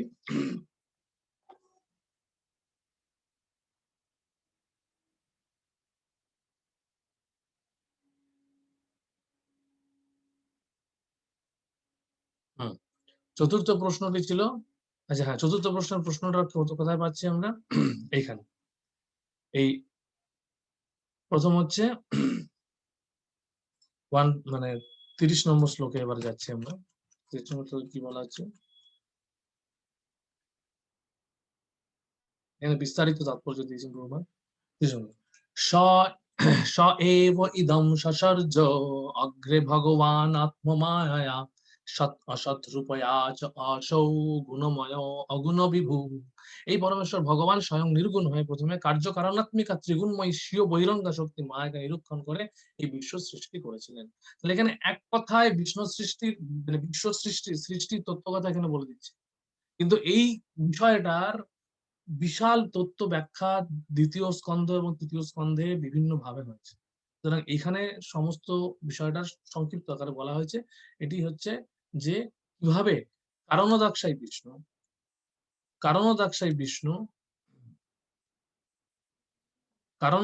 বিষ্ণু নির্গুণ ভগবান কর্তৃক স্বীয় ত্রিগুণময়ী বহিরঙ্গা মায়া শক্তিকে নিরীক্ষণের দ্বারা বিশ্ব সৃষ্টির কথা বলে, কারণদাক্ষাই বিষ্ণুর কথা বলে। এরপরে কি?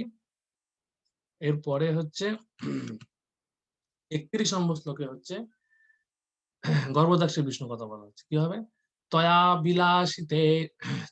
বিলাসিতেষু এষু গুণেষু গুণবান্বিব অন্তঃপ্রবিষ্ট আভাতি বিজ্ঞানেন বিজৃম্ভিত। জড়জগৎ সৃষ্টি করার পর ভগবান বাসুদেব নিজেকে বিস্তার করে তার মধ্যে প্রবেশ করেন, যদিও তিনি জড় প্রকৃতির গুণগুলির মধ্যে অবস্থিত, এবং যদিও মনে হয় যে এই জড়জগতে তার সৃষ্টি হয়েছে, তবুও তিনি তার অপ্রাকৃত স্তরে অধিষ্ঠিত এবং পূর্ণ জ্ঞানময়। এরপরে আমি যেটা এর আগে আলোচনা করলাম, বিষয়টা আগে আলোচনা হয়েছে যে সৃষ্টির পর তিনি প্রত্যেকটা ব্রহ্মাণ্ডের ভেতরে প্রবেশ করে গর্ভদাত্রী বিষ্ণু অবস্থান করেন। সেই বিষয়গুলো পরবর্তীকালে আলোচনা হবে আরো বিষয়। তা সংক্ষিপ্ত আকারে এখানে বলা হচ্ছে যে গর্ভদাত্রী বিষ্ণুর কথা এখানে বলা হচ্ছে 31। এটি হচ্ছে আসলে চতুর্থ প্রশ্নের উত্তর। সেখানে কৃষ্ণের সম্বন্ধে, মানে পুরুষ অবতারদের সম্বন্ধে প্রশ্ন করেছিলেন তো গোস্বামীর মানে সৌনকাদি ঋষিরা, সেগুলোর উত্তর দিচ্ছেন, সেটা আমরা এখানে দেখছি। 32 নম্বর শ্লোকটি হচ্ছে ক্ষীরোদাক্ষাই বিষ্ণুর কথা বলেছেন। যথা হি অবহিত বন্যি দারুষু এক সজনীষু নানেব ভাতি বিশ্বআত্মা ভূতেষু চ তথা পুমান। আগুন যেমন কাঠের মধ্যে নিহিত থাকে তেমনি ভগবান পরমাত্মা রূপে সবকিছুর মধ্যে পরিব্যাপ্ত। যদিও তিনি অদ্বিতীয় পরম পুরুষ, তবুও মনে হয় তিনি যেন নানা রূপে প্রকাশিত হয়েছেন। এটি হচ্ছে ক্ষীরোদাক্ষায়ী বিষ্ণুর কথা বলা হচ্ছে। আর এরপরে হচ্ছে 33 নম্বর শ্লোকে বলা হচ্ছে ভগবানই পরম কারণ। আমি যেটা বললাম যে সেই বিশ্ব সৃষ্টি করার পরে গর্ভজাত বিষ্ণু যখন সেই পদ্মনাভ মানে তার নাভি পদ্ম থেকে ব্রহ্মার সৃষ্টি হলো, সেই ব্রহ্মা চতুর্ভুবন প্রকাশিত হলো, সমস্ত সৃষ্টি মানে হলো, তখন সেই তার মধ্যে এই ক্ষীরোদাক্ষায়ী বিষ্ণু বিশ্ব আত্মা রূপে প্রবেশ করছে, এই পরমাত্মা রূপে প্রবেশ করছে। আর এখানে ব্যাখ্যা দেওয়া 33 নম্বর শ্লোকটি হচ্ছে ভগবানই যে পরম কারণ সেটি ব্যাখ্যা করা হচ্ছে। কি বলা হচ্ছে? অসৌগুণময়ী ভাবই ভূত সূক্ষ্মেন্দ্রিয় আত্মভি স্বনির্মিতেষু নির্বিষ্ট ভুঙ্ক্তে ভূতেষু তদ্গুণান। পরমাত্মা প্রকৃতির গুণের দ্বারা প্রভাবিত সৃষ্ট জীবদের দেহে প্রবেশ করেন এবং সূক্ষ্ম মনের দ্বারা তাদের এই সমস্ত গুণগুলির প্রতিক্রিয়া ভোগ করান। অর্থাৎ তিনি যে সমস্ত কিছুর নিয়ন্তা, পরম কারণ, সেটি এখানে প্রকাশিত হলো। পরমাত্মা প্রকৃতির গুণের দ্বারা প্রভাবিত এবং তার সৃষ্টি জীবদের প্রবেশ করে সমস্ত কিছু যে ঘটাচ্ছেন পরমাত্মা। আমরা যে দেখেছি ভগবত গীতায়, আমরা দেখেছি, নিশ্চয়ই আপনারা দেখেছেন, যে কোনো কিছু ঘটার 5টা কারণ আছে। সেই 5টা কারণের মধ্যে প্রধানতম একটা কারণ হচ্ছে পরমাত্মার অনুমোদন। পরমাত্মার অনুমোদন ছাড়া জগতে কোনো কিছু সম্ভব নয়। সেই বিষয়টি এখানে বলা হচ্ছে যে 33 নম্বর।